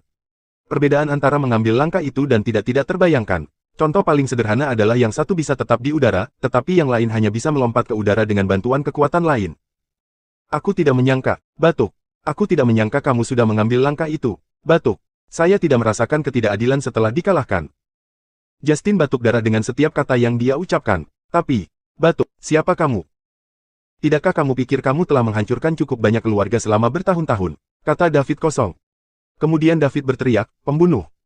Ketika killer mendengar suara David, dia dengan cepat datang. David lalu melemparkan Justin yang ada di tangannya ke arah killer. Aku akan menyerahkan Tyrant kepadamu. Terima kasih, Kapten. Pembunuh menjawab dengan penuh semangat. Semua orang dari tentara bayaran yang haus darah, dengarkan. Tyrant sudah mati jadi jangan melakukan perjuangan yang tidak perlu. Jika tidak, aku akan membunuh tanpa ampun. Suara David dipenuhi dengan gengsi seseorang yang telah melampaui puncak Dragon Rank. Suaranya berlama-lama di udara Dark Cape untuk waktu yang lama dan mengirimkan rasa dingin ke dalam hati siapapun yang demam dari tentara bayaran yang haus darah. Bab 363. Kematian Tyrant bisa dikatakan telah menghancurkan hati para tentara bayaran yang haus darah. Meskipun mereka masih bisa bertarung dengan Red Flame Mercenaries jika mereka memusatkan daya tembak mereka, tidak ada yang memiliki keinginan untuk bertarung. Dalam perang kecil semacam ini, pertempuran kecil adalah cerminan dari arah umum perang. Jika satu pihak dikalahkan dan pihak lain terluka parah, pertarungan mungkin masih dapat dilanjutkan, atau jika tidak ada pihak yang menang, mereka masih memiliki kesempatan. Namun, tidak perlu melawan dalam pertarungan semacam ini di mana satu pihak menderita kekalahan telak. Dengan seluruh kekuatannya, David mampu membunuh semua eksekutif senior dari tentara bayaran yang haus darah satu per satu. Ketika mereka mendengar apa yang dikatakan David, banyak eksekutif Bloodthirsty yang sedang menunggu di rute pelarian api merah melarikan diri bersama orang-orang mereka. Mereka bisa hidup dengan baik kemanapun mereka pergi dengan orang-orang ini, jadi mengapa mereka harus bertarung sampai mati dengan api merah? Selain itu, kapten mereka Tyrant sudah mati, jadi mereka akan meminta kematian jika mereka maju untuk bertarung. Orang yang melampaui puncak Dragon Rank sudah menjadi sosok legendaris. Hanya orang-orang di kastil yang tidak punya tempat untuk melarikan diri, dan setelah sedikit perlawanan, kastil itu dibobol dan tentara merah api berhasil mendudukinya. Red Flame Mercenaries telah mengalahkan Dark Cape, dan pemimpin mereka, Silverface, berada di alam di atas puncak Dragon Rank. Berita tentang dia yang benar-benar menghancurkan dan membunuh Tyrant dengan cepat menyebar juga. Para pemimpin puncak dari dua kerajaan adalah yang pertama menerima berita dan hal terakhir yang mereka inginkan adalah beberapa negara adidaya lain yang menduduki Dark Cape. Jika mereka tahu wajah perak begitu kuat, mereka mungkin akan memikirkan cara untuk menghentikannya. Sekarang kekuatan wajah perak berada di luar peringkat naga, dia sedikit di luar jangkauan kendali mereka. Semakin kuat penguasa Dark Cape, semakin besar ancaman bagi pihak lain jika mereka ingin mendukung satu pihak di masa depan. Yang paling mereka harapkan adalah Dark Cape akan berperang sepanjang tahun. Namun, sekarang tidak ada cara lain untuk menyelesaikannya. Dark Cape telah ditempati oleh Silverface, jadi sudah terlambat untuk menghentikannya, belum lagi kekuatan super seperti dia tidak mudah untuk ditaklukkan. Dimanipulasi. Segera setelah Summerland menerima berita itu, mereka segera meminta Lukas untuk membawa seseorang ke keluarga Chasez di ibu kota sehingga mereka dapat membawa kembali dua eksekutif senior dari Bloodthirsty Mercenaries untuk penyelidikan agar mereka tidak menjadi gila dan menyakiti orang setelah menerima berita itu. Berita dan mempengaruhi stabilitas sosial. Meskipun orang-orang memantau mereka sebelumnya, kekuatan mereka tidak cukup untuk menghentikan dua eksekutif senior dari tentara bayaran yang haus darah yang berada di tahap tengah dan akhir dari peringkat naga. Kalau tidak, dengan kekuatan kedua orang ini, begitu mereka hilang dari pandangan, tidak ada yang tahu berapa banyak usaha yang diperlukan untuk menemukan mereka lagi. Terlebih lagi, dengan kematian Tyrant dan Dark Cape telah dilanggar, keduanya akan tetap menjadi faktor yang tidak stabil jika mereka tinggal di Summerland.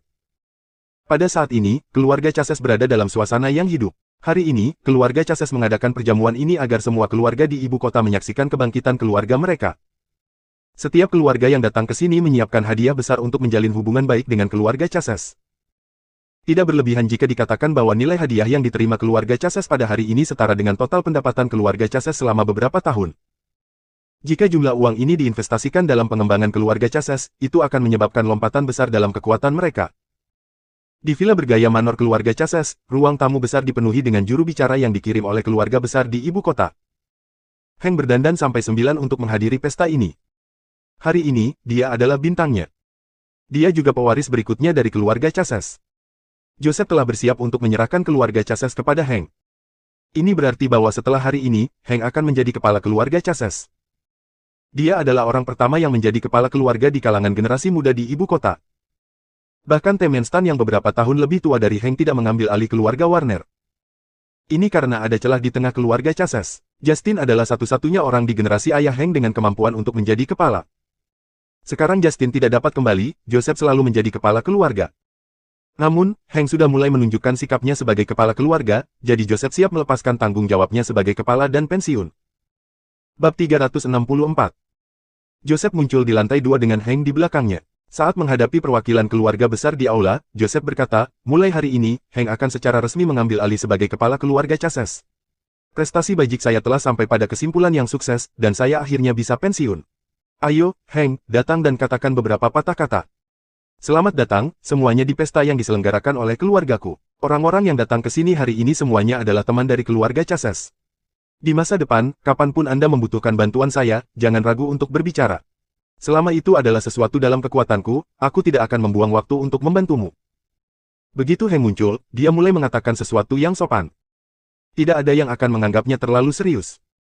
Semua orang memikirkan hal yang sama, kami tidak akan meminta bantuan keluarga Chasez, tetapi kami berhubungan baik selama Anda tidak menyebabkan masalah bagi kami di masa depan. Hank, kamu terlalu rendah hati. Anda adalah yang pertama di antara generasi muda dari keluarga besar di ibu kota yang mengambil alih sebagai kepala keluarga. Anda belum berusia 30 tahun, kan? Benar saja, pahlawan datang dari masa muda, seseorang mulai memberi selamat. Seorang pahlawan datang dari kalangan pemuda keluarga Chasez. Semua orang juga mengucapkan selamat kepadanya. Namun, mereka yang berbicara adalah perwakilan dari keluarga kelas 2 dan 3. Perwakilan dari keluarga kelas 1 tidak bergabung. Identitas mereka tidak memungkinkan mereka mengucapkan kata-kata seperti itu untuk meninggikan keluarga lain dan merendahkan keluarga mereka sendiri. Beberapa petarung hebat dari fraksi T memandang Hank dengan rasa iri. Sementara mereka masih bekerja keras untuk mendapatkan posisi kepala keluarga, Hank sudah mendahului mereka dan mewarisi posisi kepala keluarga Chasez. Meskipun mereka semua adalah pewaris pertama, mereka bukannya tanpa pesaing. Sulit untuk mengatakan apakah mereka akan dapat mengklaim posisi kepala keluarga di masa depan. Bahkan Stan tidak terkecuali. Meskipun dia sekarang adalah orang nomor 1 di keluarga Warner, jika dia kehilangan janji 10 tahun dengan Clinton dan mencoreng nama keluarga Warner, akan sulit untuk mengatakan apakah dia bisa terus memegang posisi ini di masa depan. Itulah mengapa dia sangat mementingkan Hank dan membiarkannya memanfaatkan kekuatan fraksi T karena dia juga perlu menggunakan kekuatan Hank untuk menangani janji 10 tahun mendatang dengan Clinton. Menurutnya, ini hanyalah pertukaran kepentingan. Semakin kuat keluarga Chasez, semakin bermanfaat baginya. Kalian semua sangat sopan. Selanjutnya, saya ingin memperkenalkan kepada Anda dua anggota baru keluarga Chasez. Keduanya adalah pengawal pamanku Justin. Mereka secara khusus dikirim oleh paman saya untuk membantu keluarga saya saat ini. Pada saat ini, penjaga dan penatua tentara bayaran yang haus darah berdiri di samping Hank. Nama Justin benar-benar terekspos. Di masa lalu, namanya hanya tersebar di kalangan generasi tua dari keluarga besar, tetapi sekarang Hank telah mengungkapkannya. Banyak keluarga kecil tidak tahu siapa Justin. Mereka akan kembali untuk bertanya-tanya. Setelah hari ini, nama Justin akan bergema di seluruh ibu kota, mengejutkan semua orang. Ini adalah tujuan Hank. Dia menunjukkan truf tersembunyinya, dan bahkan jika dia tidak menggunakannya, itu masih akan memiliki efek intimidasi yang sangat besar. Stan memandang dua orang di sebelah Hank dan bertanya dengan suara kecil, Amos, bagaimana menurutmu? Pria parubaya di sebelahnya menjawab, Tuan, rumor itu benar. Salah satunya adalah ranker naga menengah sementara yang lain berada pada tahap akhir dari peringkat naga. Mereka sangat kuat. Saya mendapatkannya. Stan menarik napas dalam-dalam dan berkata, Justin memiliki begitu banyak master dan bahkan dua yang dia kirim secara acak berada pada level ini. Hank mengatakan bahwa Justin memiliki lebih dari 10 orang di level ini bersamanya. Jika ini benar, kekuatan mereka akan menakutkan. Bab 365. Hank masih berbicara dengan fasih. Sementara itu, dua eksekutif senior tentara bayaran yang haus darah berdiri di belakangnya. Dengan identitas dan kekuatan mereka merasa sedikit kecewa untuk diseret keluar dan dimanfaatkan oleh Hank, seorang pang yang bahkan tidak berhasil mencapai Tiger Rank. Namun, mereka tidak punya pilihan lain karena anak ini adalah keponakan kapten mereka. Sebelum pergi, Kapten Tyrant secara pribadi menjelaskan bahwa mereka harus bekerja sama dengan rencana keluarga Chases dan membantu keluarga Chases berkembang. Meskipun mereka kesal, mereka tidak berani melawan keinginan Kapten. Terlebih lagi, keluarga Chases sangat baik kepada mereka. Mereka telah berada di sini selama lebih dari seminggu dan hidup mereka bahkan lebih bebas dan mudah daripada ketika mereka berada di Dark Cape. Mereka akan mendapatkan semua uang dan wanita yang mereka inginkan. Mereka juga bekerja sama dengan Hank dengan tepat untuk mengungkapkan kekuatan mereka sendiri dan melepaskan sebagian aura mereka. Mereka bahkan berpikir bahwa tidak buruk untuk selalu berada di keluarga Chases karena mereka hanya sesekali perlu membela keluarga Chases. Sebagian besar waktu, mereka akan menjalani kehidupan yang setara dengan seorang kaisar. Joseph, orang paling kuat di keluarga Chases, hanya memiliki kekuatan di tahap awal peringkat naga. Keluarga Chases sepenuhnya mengandalkan pencegahan yang diberikan oleh dia dan Justin untuk terus mempertahankan kehormatan mereka sebagai keluarga kelas 1. Secara alami, dia tidak berani tidak menghormati dua tuan di tahap tengah dan akhir dari peringkat naga. Pada saat yang sama, dua eksekutif senior tentara bayaran yang haus darah masih memikirkan para wanita yang menunggu mereka di tempat tidur. Wanita yang ditemukan keluarga Chases untuk mereka memiliki tingkat yang jauh lebih tinggi daripada yang mereka culik dari Dark Cape, dan mereka akan sangat menikmati para wanita sehingga mereka sering lupa pulang. Mereka ingin pesta berakhir lebih cepat sehingga mereka bisa kembali dan menikmati layanan wanita. Pada saat ini, ponsel mereka berdering satu demi satu. Keduanya mengambil ponsel mereka dan melihat bahwa itu adalah panggilan dari salah satu eksekutif puncak tentara bayaran yang haus darah yang memiliki hubungan baik dengan mereka. Keduanya mundur ke belakang ruangan dan menjawab telepon. Mereka ingin menunjukkan betapa nyamannya mereka di sini, tetapi kalimat pertama dari pihak lain membuat mereka berhenti membual dan melebarkan mata. Kapten Tyrant sudah mati dan Dark Cape telah ditaklukkan. Orang di ujung sana juga meminta mereka untuk bergegas dan mencari cara untuk keluar dari Summerland.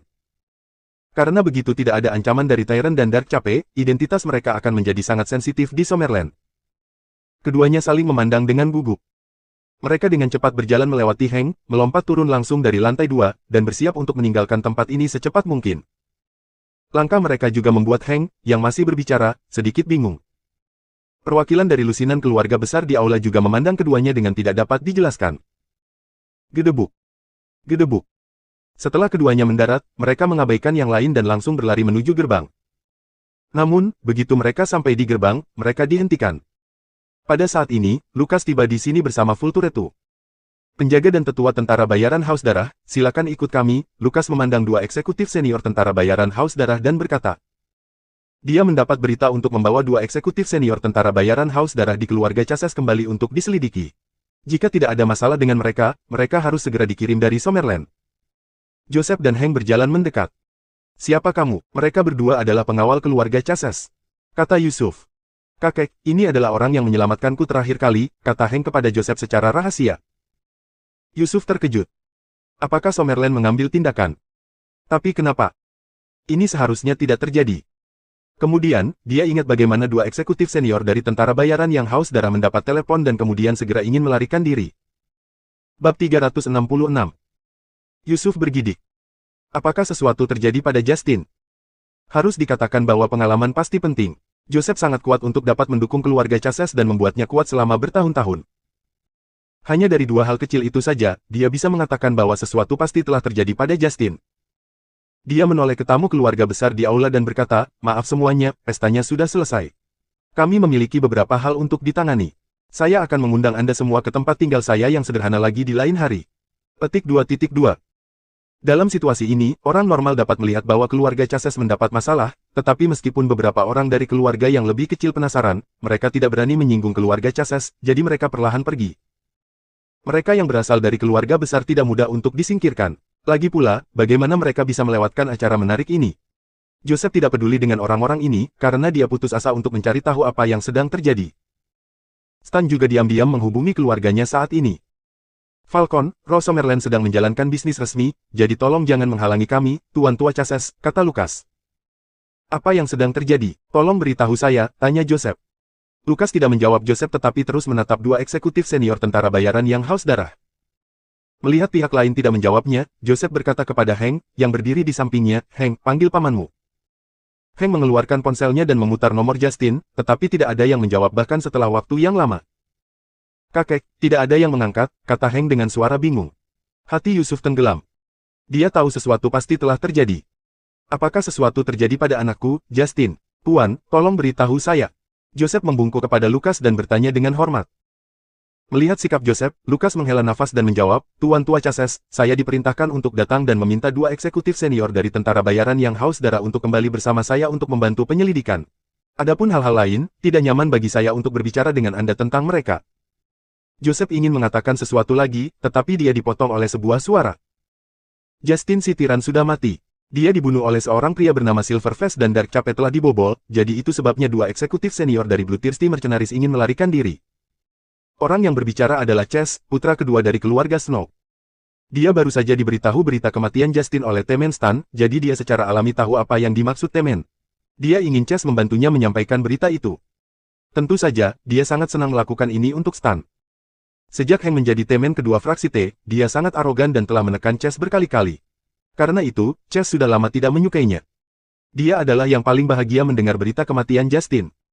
Ketika kata-kata ini keluar, semua orang terkejut. Berita itu seperti sambaran petir bagi Joseph, Hank, dan Hanley.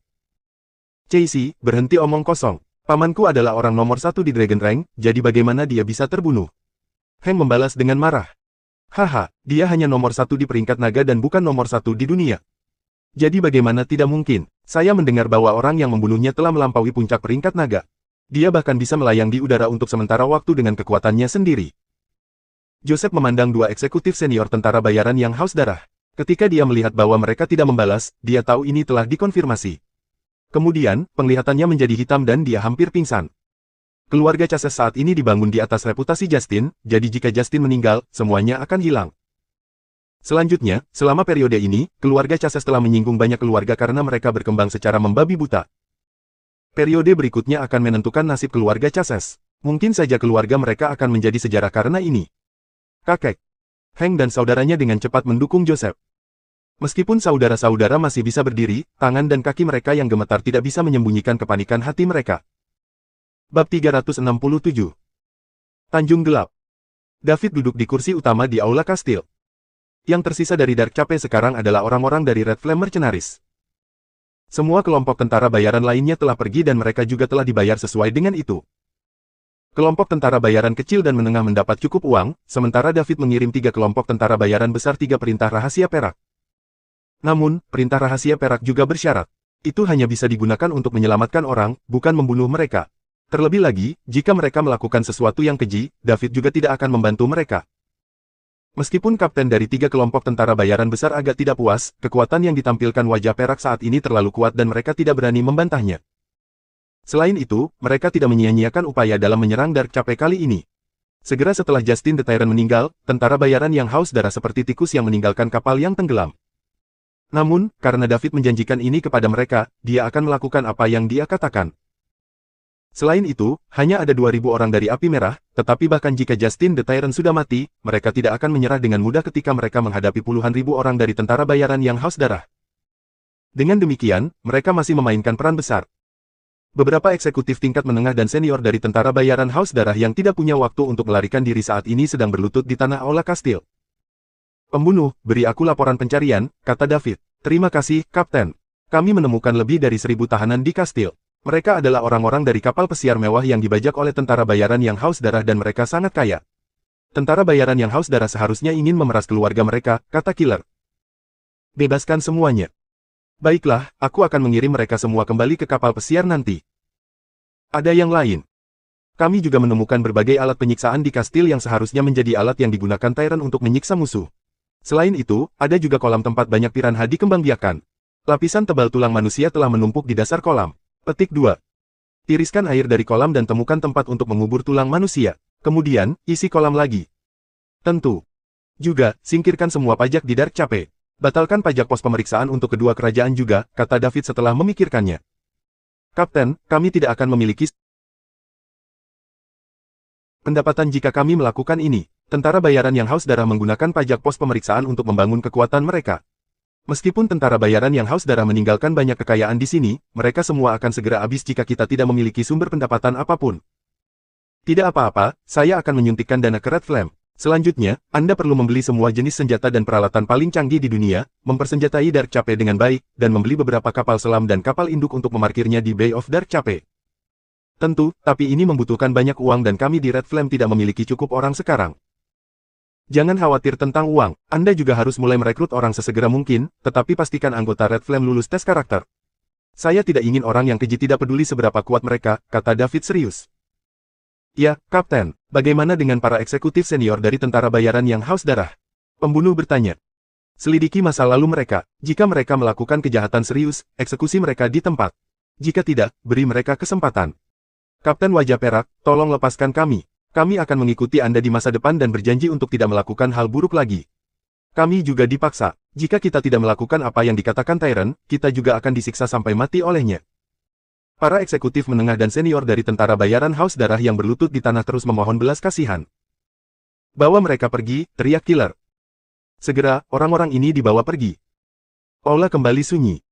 Pembunuh, aku ingin menjadikan Dark Cape sebagai benteng yang tidak takut pada dua kerajaan, jadi kita akan membutuhkan banyak senjata dan talenta canggih. Kita harus segera melakukannya. Saya akan menghabiskan banyak uang untuk mencari bakat yang mempelajari medan magnet. Saya ingin melihat bagaimana kita dapat menarik medan magnet di dekatnya sehingga kita dapat menggunakannya, setidaknya agar Dark Cape tidak dapat dikunci oleh rudal apapun, kata David serius. Bab 368. Saya mengerti, Kapten. Aku mungkin tidak tinggal di Dark Cape di masa depan, jadi aku akan menyerahkannya kepada kalian bertiga di sini. Killer adalah wakil kapten pertama Red Flame, Paul adalah wakil kapten kedua, dan Tulip adalah wakil kapten ketiga.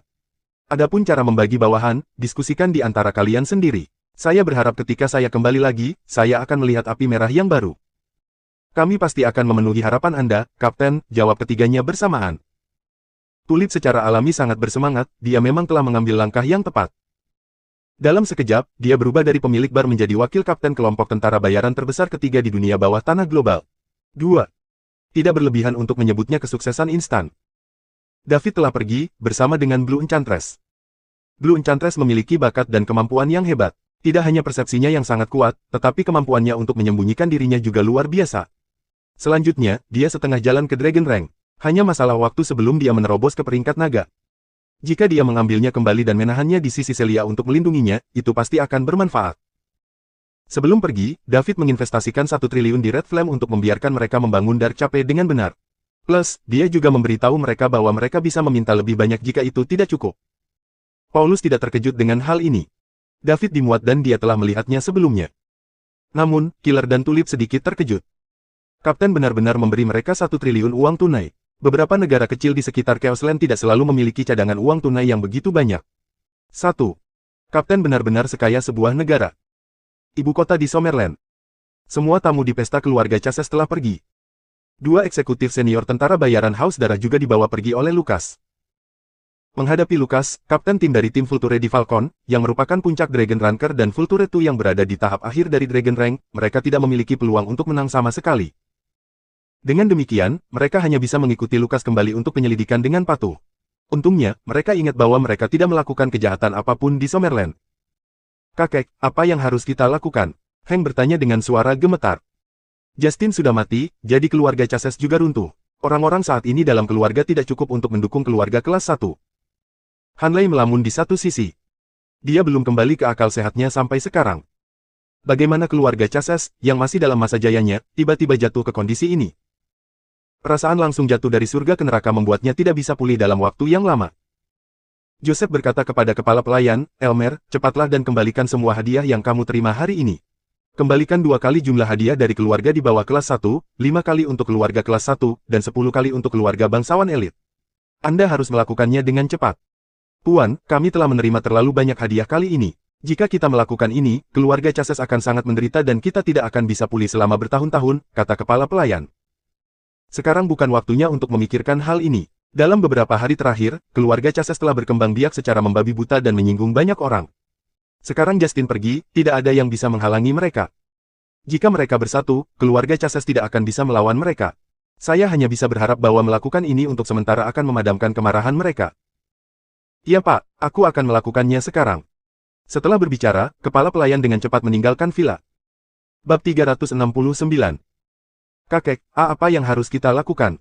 Paman sudah pergi jadi David pasti tidak akan membiarkan kita lolos. Hank bertanya dengan suara gemetar. Ketika Hanley mendengar nama David, dia juga kembali ke akal sehatnya dan bertanya dengan cemas, kakek, David pasti akan kembali untuk membalas dendam pada kita kali ini, apa yang harus kita lakukan? Anda harus menyelamatkan kami. Kalian berdua harus mengemasi barang-barangmu. Saya akan segera mengeluarkan Anda dari Summerland, kata Joseph. Oh, baiklah. Kedua bersaudara itu menjawab dengan cepat. Tapi kali ini kita tidak bisa menggunakan rute biasa kita. Saya akan menemukan cara untuk mengirim Anda ke perbatasan Summerland dan Anda akan melewati hutan tua untuk sampai ke sisi lain. Hah, mengapa? Tanya Hank. David adalah anggota Falcon. Dengan jaringan intelijen Falcon di seluruh Summerland, Anda pasti akan terdeteksi jika mengikuti rute biasa. Bahkan jika Anda melarikan diri ke luar negeri, dia masih bisa mengejar Anda. Juga, ada medan magnet yang mengganggu di hutan tua sehingga bahkan pesawat tidak berani memasukinya. Oleh karena itu, akan lebih aman untuk pergi lewat sana. Tapi hutan tua itu sangat besar, bisakah kita benar-benar berjalan melewatinya? Kamu sudah berada di level puncak kelas 1 dan kamu akan memasuki peringkat harimau. Hanley juga berada di level puncak kelas 2. Bukankah kamu selalu mengatakan kamu tidak bisa menembusnya? Ini adalah kesempatan bagi kalian berdua untuk melewati hutan tua, dan mungkin kalian bisa melangkah lebih jauh jika berhasil melewati hutan. Ini juga akan baik untuk Anda di masa depan, kata Joseph. Kakek, tapi... Tidak ada tapi, jika Anda tidak melakukan ini, Anda hanya bisa menunggu sampai David muncul di depan pintu Anda. Ketika itu terjadi, tidak ada yang bisa menyelamatkanmu. Baiklah, ayo pergi. Kamu tidak perlu khawatir, ketika Anda sampai ke sisi lain, saya akan menyiapkan banyak uang untuk Anda. Kemudian, Anda dapat hidup dengan baik di tempat manapun yang Anda inginkan. Ketika gelombang ini berlalu, aku akan menemukan cara untuk membawamu kembali. Joseph menghela nafas dalam hati ketika dia melihat saudara-saudara dengan panik pergi. Dia tahu bahwa kali ini akan sulit bagi keluarga Chases untuk melewati rintangan ini. Hank terlalu radikal dan menyinggung terlalu banyak orang selama ini. Dia bahkan menyinggung keluarga Warner yang merupakan keluarga bangsawan elit. Joseph bisa saja menghentikannya, tetapi dia tidak menyangka putranya Justin dibunuh secara tiba-tiba. Selama Justin berada di Dark Cape, keluarga Chases akan baik-baik saja. Sayang sekali.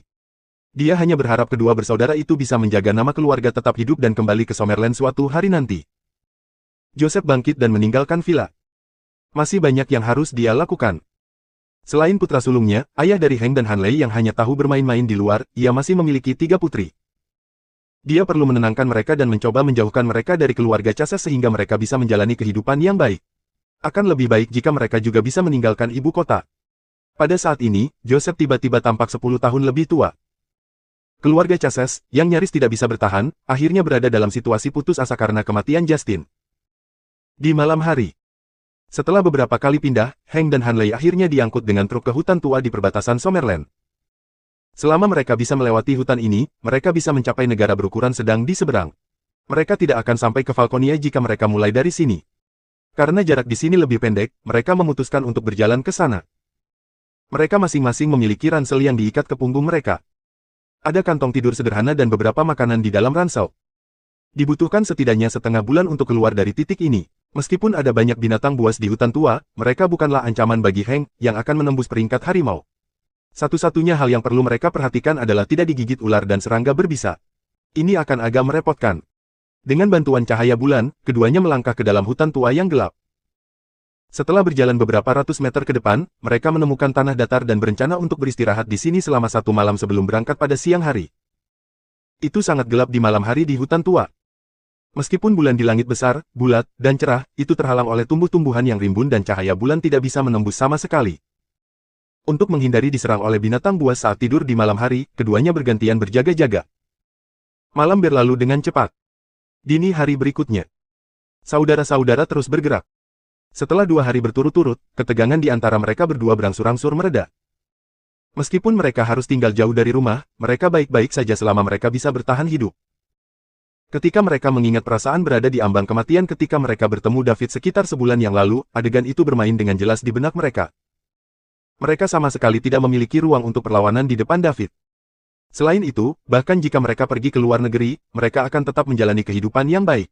Sebelum pergi, Joseph memberi mereka kartu bank yang berisi sejumlah besar uang. Itu akan cukup bagi mereka untuk menghabiskan sisa hidup mereka tanpa khawatir.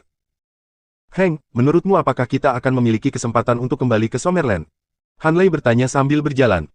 Tentu saja kita bisa. Saya percaya kakek akan menangani masalah ini dengan baik, tetapi jelas tidak dalam waktu dekat. Kita harus menunggu kegagalan ini berlalu, jawab Hank. Berapa lama waktu yang dibutuhkan? Bagaimana saya tahu? Ini semua salahmu, bajingan. Jika Anda tidak menyinggung David, mengapa kami harus meninggalkan negara ini? Hank menegur. Bagaimana saya bisa tahu bahwa David sangat terampil? Dia hanya siswa pertukaran dari SRU, dan bahkan jika kami tinggal di rumah, kami masih akan menderita. Jadi, saya pikir lebih baik mengeluarkan senjata api agar kita tidak menjadi bahan tertawaan. Aku sudah bilang sejak lama untuk tidak hanya memikirkan wanita setiap hari karena mereka cepat atau lambat akan menjadi akhir darimu. Celia berbeda dari wanita lain. Jika saja paman saya baik-baik saja, maka bahkan jika saya memaksakan diri pada Celia, saya juga akan baik-baik saja. Mengapa paman tidak bisa bertahan selama beberapa hari lagi? Hanley berkata dengan sedikit menyesal. Dia akan pergi dan menculik Celia dari rumahnya setelah pesta yang diselenggarakan keluarganya. Namun, paman Justin mendapat masalah saat mereka berada di pesta. Kenapa kamu masih memikirkan Celia sekarang? Kau gila. Aku tidak akan menyerah jika aku tidak mendapatkan Celia. Anda. Sebelum Hank selesai berbicara, seseorang menyelesaikan kalimatnya untuknya. Kamu tidak akan pernah mendapatkan kesempatan lagi dalam hidup ini. Merinding segera muncul di lengan saudara-saudara. Siapa itu? Siapa yang berbicara? Bab 370. Lama tidak bertemu, Chasez bersaudara. David tiba-tiba muncul di depan mereka berdua. Daud. Seru Chasez bersaudara secara bersamaan. Kak, kenapa kamu di sini? Jika kalian bisa berada di sini, mengapa saya tidak? David bertanya sambil tersenyum. Namun, senyumnya membuat Chasez bersaudara menggigil di sekujur tubuh mereka. Rasanya seperti dingin menusuk tulang di musim dingin. Mustahil, kami sangat tertutup. Tidak mungkin kamu tahu. Rahasia, itu hanya apa yang Anda pikirkan. Anda diselamatkan oleh seseorang terakhir kali, tetapi apakah Anda pikir seseorang akan menyelamatkan Anda kali ini? David, apa yang ingin kamu lakukan? Biarkan saya memberitahu Anda, paman saya baru saja terluka dan melarikan diri. Jika kamu berani menyentuh kami, dia pasti akan membalas dendam padamu, kata Hank gugup. Dia ingin menggunakan reputasi Justin untuk membakar David. Oh, Justin baru saja terluka. Kenapa aku tidak mengetahuinya? Tanya David, pura-pura bingung. Ada banyak hal yang tidak kamu ketahui. Kita akan bertemu pamanku. Dia sudah dalam perjalanan untuk menjemput kita. Jika Anda tidak pergi, Anda tidak akan bisa pergi ketika paman saya tiba. Paman saya adalah orang nomor 1 di Dragon Rank. Hank merasa ini berhasil, jadi dia segera menambahkan. Hahaha, David tidak bisa menahan tawanya lagi. Apa yang kamu tertawakan? Anda sebaiknya segera pergi, karena paman saya akan segera tiba. Petik 2. Aku menertawakan kalian berdua karena mencoba mengancamku dengan Justin saat kalian berada di ambang kematian. Betapa konyolnya. Apa yang sangat konyol, tidak peduli seberapa baik kamu tidak cocok untuk pamanku. Apakah kamu tidak penasaran mengapa Justin meninggal? Dia sudah berada di Dark Cape selama bertahun-tahun, tetapi mengapa dia mati tiba-tiba setelah kamu menyinggungku? Tanya David tiba-tiba. Saudara-saudara Chasez menatap David dengan ngeri ketika mereka mendengar apa yang dia katakan. Tidak mungkin. Paman saya adalah nomor 1 di Dragon Rank. Anda tidak bisa membunuhnya. Itu tidak mungkin. Sama sekali tidak mungkin. Hank menangis ketakutan. Kamu. Hanley juga menatap David dengan ngeri. Dia telah tergagap untuk waktu yang lama, tetapi dia tidak bisa mengucapkan sepatah kata pun. Mustahil. Saya akan menunjukkan kepada Anda apakah itu mungkin. Setelah David mengatakan itu, tubuhnya bergeser dan dia pergi di depan saudara-saudara Chasez dalam sekejap. Dia mengulurkan tangannya dengan cepat dan meraih kedua leher mereka. Hank dan Hanley mencoba melepaskan tangan David, tetapi mereka menemukan bahwa tidak peduli seberapa besar kekuatan yang mereka berikan, cengkeraman David tidak mau bergerak. Setelah David meraih leher mereka, tubuhnya perlahan terangkat ke udara. 1 meter. 2 meter. 5 meter. 10 meter. 20 meter. Setelah David mencengkram leher kedua bersaudara itu, mereka merasakan tubuh mereka terangkat dan mereka mengira bahwa David telah mengangkat mereka. Namun, setelah beberapa saat, mereka menyadari bahwa tubuh mereka masih naik, dan baru pada saat itulah mereka menyadari bahwa David memegang mereka dengan tangannya saat dia naik ke udara. Bagaimana ini mungkin? Hanya master legendaris yang melampaui puncak Dragon Rank yang bisa melakukan itu, kan? Apakah David mengatakan yang sebenarnya? Apakah dia benar-benar membunuh Paman Justin? Sementara saudara-saudara terkejut, mereka juga merasakan penyesalan yang tak terbatas. Mereka membunuh pendukung terbesar keluarga Chases, Paman Justin. Jika Joseph tahu ini, siapa yang tahu jika dia akan langsung menembak kedua orang bodoh ini? Jika mereka tidak menyinggung David, Justin tidak akan mati. Keluarga Chases masih bisa mengandalkan sosok kuat ini untuk terus berkembang. Segera, mereka akan menjadi salah satu keluarga bangsawan elit. Setelah ini, dia, Hank Chases, akan berada di depan banyak rekan-rekannya dan menjadi kepala keluarga bangsawan elit di ibu kota. Bahkan Temenstan tidak bisa dibandingkan dengannya. Pada saat ini, jika Hank bisa bergerak, dia berpikir bahwa dia mungkin telah membunuh adiknya. Semuanya adalah kesalahannya. Apalagi, akar dari semua ini adalah seorang wanita. Hanley menghancurkan seluruh keluarga Chases demi satu wanita. Bahkan Paman Justin, yang nomor satu di Dragon Rank, sudah mati karena dia telah terlibat oleh Hanley. Pada saat ini, jika Hanley punya pilihan, dia tidak akan pernah memprovokasi Celia lagi meskipun dia memang cantik, murni, dan persis tipe yang dia sukai. Apalah artinya seorang wanita dibandingkan dengan hidupnya? Jika dia tidak memprovokasi Celia, dia akan tetap menjadi putra kedua dari keluarga Chases. Keluarga Chases akan terus berkembang dengan Justin sebagai dukungan mereka. Statusnya akan terus meningkat, dan dia bisa menemukan 10 wanita atau bahkan 100 wanita. Dia akan memiliki semua wanita yang dia inginkan. Namun, sudah terlambat. Tidak ada obat untuk penyesalan di dunia ini. Seperti yang dikatakan David, mereka harus siap menanggung akibat dari apa yang telah mereka lakukan. Teman-teman, ketika Anda melihat Justin di neraka, katakan padanya orang yang membunuhnya adalah saya, David Liddell, dan pelaku utamanya adalah dua keponakannya. Setelah David selesai berbicara, dia tidak memberikan waktu kepada saudara-saudara Chases untuk bereaksi sebelum dia mengerahkan kekuatan di tangannya. Retakan. Retakan. Leher Hanley dan Hank patah. David mengendurkan cengkeramannya dan mayat mereka jatuh dari ketinggian lebih dari 20 meter. Beberapa detik kemudian. Gedebuk. Gedebuk. Suara mereka yang jatuh ke tanah bisa terdengar. Sementara itu, David terbang ke arah Summerland. Dia bisa melayang di udara dan terbang selama beberapa saat setelah dia melampaui puncak Dragon Rank. Namun, karena itu hanya waktu yang singkat, David perlu mendarat sehingga dia bisa segera beristirahat. Dia mendengar bahwa setelah dia maju selangkah lagi, dia akan bisa melayang di langit. Bab 371. Saudara-saudara Chases meninggal begitu diam-diam sehingga sangat sedikit orang yang mengetahuinya. Hanya Falcon dan beberapa orang di satuan tugas khusus yang tahu. Pada saat David kembali ke ibu kota dari Dark Cape, Chases bersaudara sudah pergi, lalu dia menggunakan Falcon dan satuan tugas khusus untuk menemukan kemana keduanya pergi sebelum mengejar mereka sampai ke sana. Joseph mengira kedua cucunya telah meninggalkan Summerland. Meski sangat berhati-hati, ia tetap meremehkan jaringan intelijen Falcon, belum lagi bantuan Satgas khusus. Jaringan intelijen dari kedua organisasi ini digabungkan hampir seluruhnya menyelimuti seluruh negeri. David kembali ke ibu kota setelah membunuh saudara-saudara Chases dan memanggil Lucas, mencoba menggunakan Falcon untuk mencabut keluarga Chases. David tidak pernah menyukai keluarga seperti ini yang akan memihak pelaku kejahatan. Namun, Lucas mengatakan dia tidak perlu melakukan itu lagi. Keluarga Chases sekarang menjadi sasaran cemoohan. Mereka tidak hanya dipaksa untuk melepaskan industri yang mereka kembangkan bulan ini, tetapi bahkan industri inti asli keluarga telah dilahap oleh keluarga besar lainnya. Yang paling kejam di antara mereka adalah keluarga Warner, yang selalu berbagi hubungan baik dengan keluarga Chases. Hanya saja Hank arogan, angkuh, dan tidak terkendali setelah mengetahui bahwa Justin mendukung keluarga mereka dan telah menyinggung terlalu banyak orang dalam prosesnya. Meskipun ia menjadi temen kedua dari fraksi T, tidak ada anggota tingkat tinggi dari fraksi T yang mematuhinya. Sekarang Justin sudah mati, wajar saja jika semua orang mengambil keuntungan dari mereka. Keluarga Chases mulai menurun dengan cepat, dan kedua ahli waris membayar harga untuk tindakan mereka. Namun, tidak ada yang tahu bahwa David adalah penghasut di balik semua ini. Kecuali Paul dan Blue Enchantress, yang dia bawa kembali, tidak ada yang tahu bahwa dia adalah pria bernama Silverface yang membunuh Justin. Meskipun David mengira dia telah melakukan ini dengan sempurna, masih ada orang yang mencurigainya. Setelah Lucas berbicara dengan David di telepon, sebuah ide melintas di kepalanya. Dia pikir ini terlalu kebetulan. Justin menduduki Dark Cape selama hampir 10 tahun dan menavigasi kedua kerajaan dengan mudah tanpa masalah. Mengapa Justin dibunuh tiba-tiba setelah keluarga Chases menyinggung David? Selanjutnya, orang yang membunuhnya juga mengenakan topeng. Dia memberitahu David tentang Justin, dan dia juga mengatakan bahwa selama Justin menduduki Dark Cape, keluarga Chasez akan dilindungi oleh Summerland karena, dalam periode khusus ini, Summerland tidak ingin ada masalah yang muncul. Tidak butuh waktu lama bagi David untuk kembali ke provinsi South River. Adapun apa yang dia lakukan ketika dia kembali ke rumah, tidak ada yang tahu. Ditambah lagi, tidak ada yang tahu kemana dia pergi. Beberapa hari kemudian, Dark Cape dilanggar, dan Justin meninggal. Menurut penyelidikan mereka, Red Flame Mercenaries dibentuk bulan lalu. Tepat tidak lama setelah dia menghentikan David dari membunuh saudara-saudara Chasez. Jika David melakukan semua ini, maka motif dan waktunya akan tepat. Satu-satunya hal yang tidak cocok adalah bahwa Justin adalah sosok nomor satu di Dragon Rank dan pria bernama Silverface yang membunuhnya melampaui Dragon Rank. Kekuatan David, dilihat dari terakhir kali dia menyerang Lucas, seharusnya baru saja memasuki tahap akhir Dragon Rank, yang masih jauh dari puncak Dragon Ranker.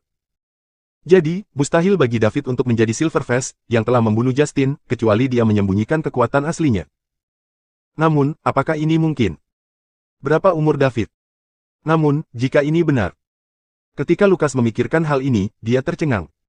David baru berusia 22 tahun dan kekuatannya melampaui peringkat naga, dan dia telah mengambil langkah kecil yang legendaris itu. Ini memang agak sulit dipercaya. Oleh karena itu, Lucas memutuskan untuk benar-benar melihat ke dalam Red Flame Mercenaries. Bab 372.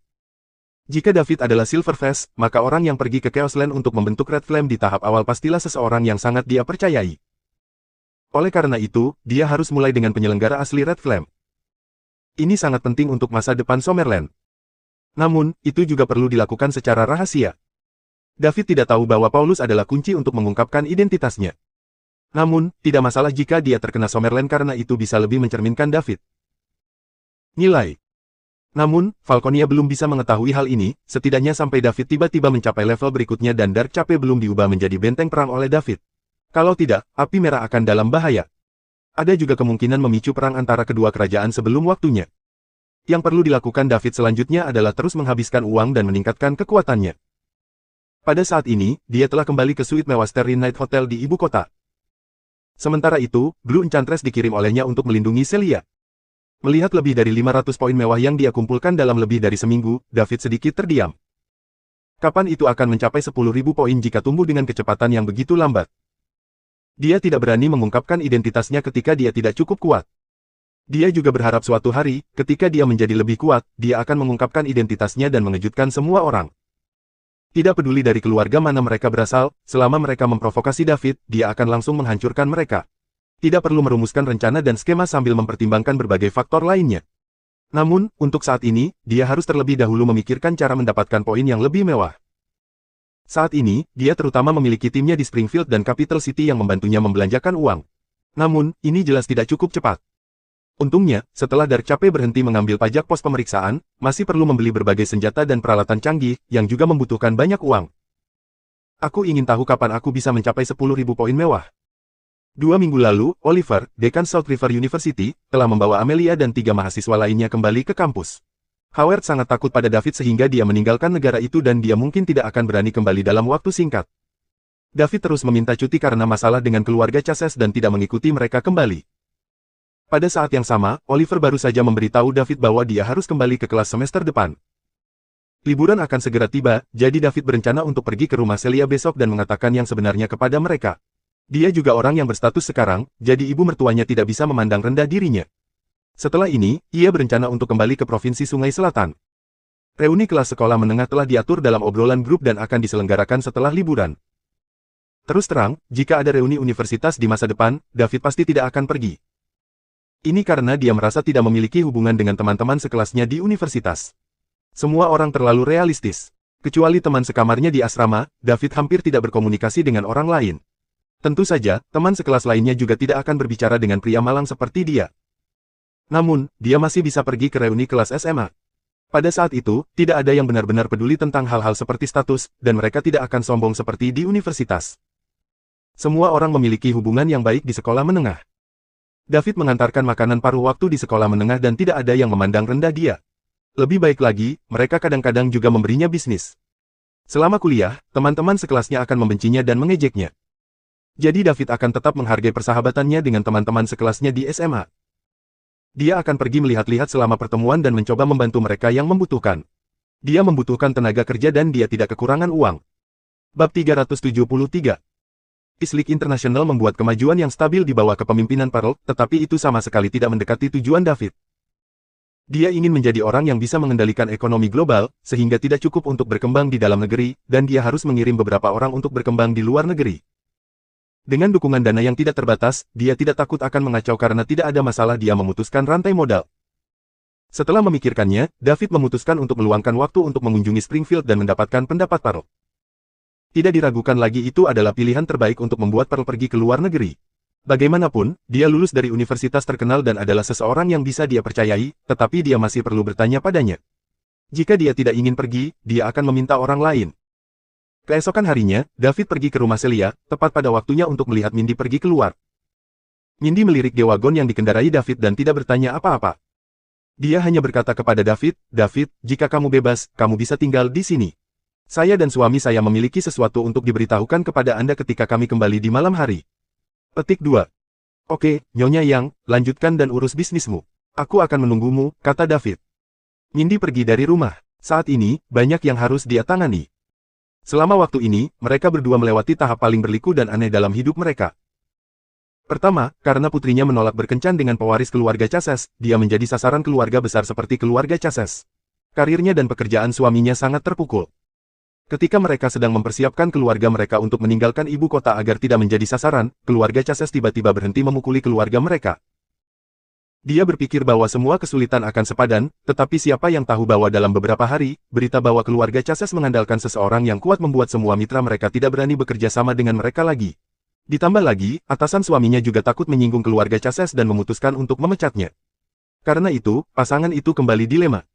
Beberapa hari yang lalu, dia mendengar berita bahwa keluarga Chases hancur total. Kemudian, perusahaannya berkembang pesat karena dukungan sponsor besar dari Islik International, dan suaminya segera dipekerjakan kembali dan mendapatkan posisi yang selalu diimpikannya. Dapat dikatakan bahwa setelah bencana ini, keluarga mereka benar-benar mulai lepas landas. David memarkir mobil dan memasuki villa. Celia sedang duduk di sofa menonton televisi. Ketika dia melihat David masuk, dia melompat dari sofa dengan penuh semangat. "David, kamu akhirnya di sini. Ayo belanja, saya sangat patuh dan saya tidak keluar selama ini. Aku akan segera menjadi gila," kata Celia dengan gembira.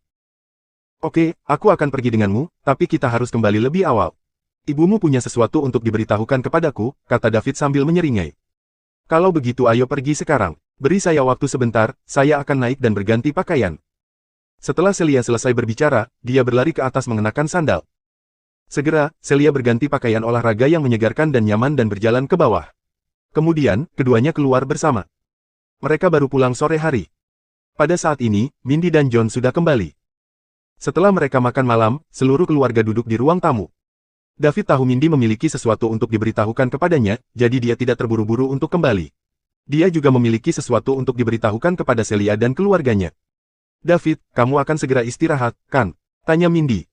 "Ya, Nyonya muda. Saya pikir itu dalam waktu beberapa hari," jawab David. "Karena kamu sedang istirahat, jangan kembali ke Provinsi Sungai Selatan. Tetaplah di ibu kota dan saya akan membuatkan Anda sesuatu untuk dilakukan. Pada saat yang sama, saya akan membawa Anda keluar untuk mengalami berbagai aspek masyarakat," kata Mindy. Dia telah membicarakan hal ini dengan suaminya. Sejak krisis keluarga mereka diselesaikan, mereka harus merencanakan masa depan mereka dengan baik. Putri mereka Celia telah memilih David, jadi mereka harus mengatur sesuatu untuk David lakukan selama istirahat ini untuk mulai membudidayakannya lebih cepat. Bab 374. Setelah kejadian ini, Mindy juga sedikit kelelahan secara fisik dan mental. Jika dia melatih David lebih awal dan menyerahkan perusahaan kepada pasangan muda itu, dia akan dapat menikmati hidup lebih awal. "Hah, Bu Yang, saya punya rencana ketika saya kembali," kata David. "Apa itu?" Teman-teman sekelasku di SMA mengadakan pertemuan liburan ini dan kita tidak bertemu selama 3 tahun, jadi aku ingin kembali dan bergabung dengan mereka." "Apa yang bagus dari pertemuan sekolah menengah? David, karena kamu sudah bersama Celia, kamu akan tinggal di ibu kota di masa depan. Anda secara bertahap akan menjauhkan diri dari teman-teman sekolah menengah Anda dari daerah kecil itu di masa depan. Anda berada di lingkaran yang berbeda dari mereka. Sama seperti band Celia yang diam-diam membelikan untukmu. Harganya beberapa juta, jadi apakah Anda memilikinya di daerah kecil Anda?" tanya Mindy. "Bu, aku tidak membeli mobil itu untuk David." Celia menyela di satu sisi. Meskipun dia juga ingin tahu dari mana David mendapatkan uang untuk membeli mobil yang begitu bagus, dia tidak akan bertanya. Dia tahu bahwa David akan memberitahunya ketika sudah waktunya. Jika tidak, dia akan mendapat reaksi buruk dari David. Diam, apakah Anda pikir saya tidak tahu bahwa Anda anak muda paling menghargai wajah? Saya tidak ingin mengkritik Anda tetapi beberapa juta bukan apa-apa untuk keluarga kami. Selanjutnya, cepat atau lambat, perusahaan saya akan jatuh ke tangan Anda, tetapi karena Anda masih muda, Anda harus bekerja keras. Jangan hanya memikirkan burung merak sepanjang hari, ceramah Mindy. John melihat koran dan hampir tertawa terbahak-bahak. Tipinya untuk menceramahi anak-anak. Dia jauh lebih tua dan dia lebih kompetitif daripada orang lain. Dia bahkan tidak malu mengatakan ini. Namun, dia hanya bisa mengatakan ini di dalam hatinya, dia tidak berani mengatakannya di depan Mindy. Kalau tidak, dia akan menusuk sarang lebah. Bu, aku benar-benar tidak. Sebelum Celia bisa berbicara, dia dihentikan oleh tatapan Mindy.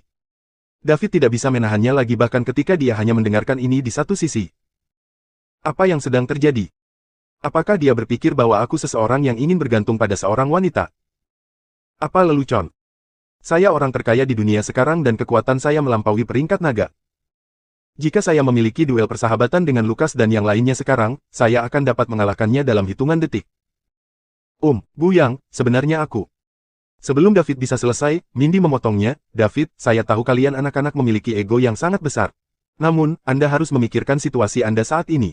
Ketika Anda mengambil alih perusahaan saya dengan Celia di masa depan, saya tidak akan peduli mobil jenis apa yang Anda beli. Namun, kamu masih mahasiswa sekarang jadi cobalah untuk tidak mengendarai mobil yang bagus ke kampus. Petik 2. Mindy hanya mengatakan ini karena dia khawatir David akan menarik banyak perhatian dari gadis-gadis lain. Penampilan dan temperamen David sangat luar biasa. Jika dia mengendarai mobil yang bagus ke kampus, dia pasti akan menjadi orang yang paling populer di antara para gadis. Dia yakin putrinya membeli mobil itu untuk David. Jika tidak, bagaimana mungkin sebuah universitas dari daerah kecil mampu membeli mobil yang harganya jutaan? Ditambah lagi, dia tidak peduli dengan uangnya. Dia hanya memperingatkan bahwa David adalah seseorang dari daerah dan dia hanya bisa mengendarai mobil yang bagus dan tinggal di rumah yang bagus karena dia bersama Celia. Dia ingin David selalu mengingat ini. Jika tidak, apakah David dapat menahan diri ketika dia menghadapi semua wanita di masyarakat ketika dia mengambil alih perusahaan? Meskipun dia percaya diri pada putrinya, pria saat ini tidak akan menghargai hal-hal yang datang terlalu mudah. Selain itu, sebagian besar pria sukses yang berhubungan dengannya memiliki beberapa wanita simpanan, tetapi istri mereka tidak tahu. Atau bahkan jika mereka tahu, mereka akan menutup satu mata karena mereka tidak ingin itu mempengaruhi keluarga mereka. Dia tidak ingin putrinya diperlakukan seperti itu. Bab 375. Nyonya, Yang, sebenarnya, aku ingin memberitahumu. Baiklah, saya tahu apa yang ingin Anda katakan, tetapi saya sedikit lelah sekarang dan saya sibuk beberapa hari ini. Mari kita bicarakan itu lain kali kita punya kesempatan. Sudah beres, datang dan jadilah asistenku setelah istirahatmu. Saya akan menunjukkan kepada Anda dunia dan memperluas wawasan Anda. Dengan itu Mindy bangkit dan naik ke atas untuk beristirahat. David duduk di tempat yang sama dan sedikit tercengang. Wanita macam apa ini? Dia terlalu sombong. Dia bahkan tidak membiarkan saya menyelesaikannya. Bagaimana Celia dan ayahnya tinggal bersama wanita seperti itu selama bertahun-tahun? Terutama tuan muda. David melirik John. Dia memperhatikan bahwa John sudah terbiasa dengan ini. David kembali menatap Celia.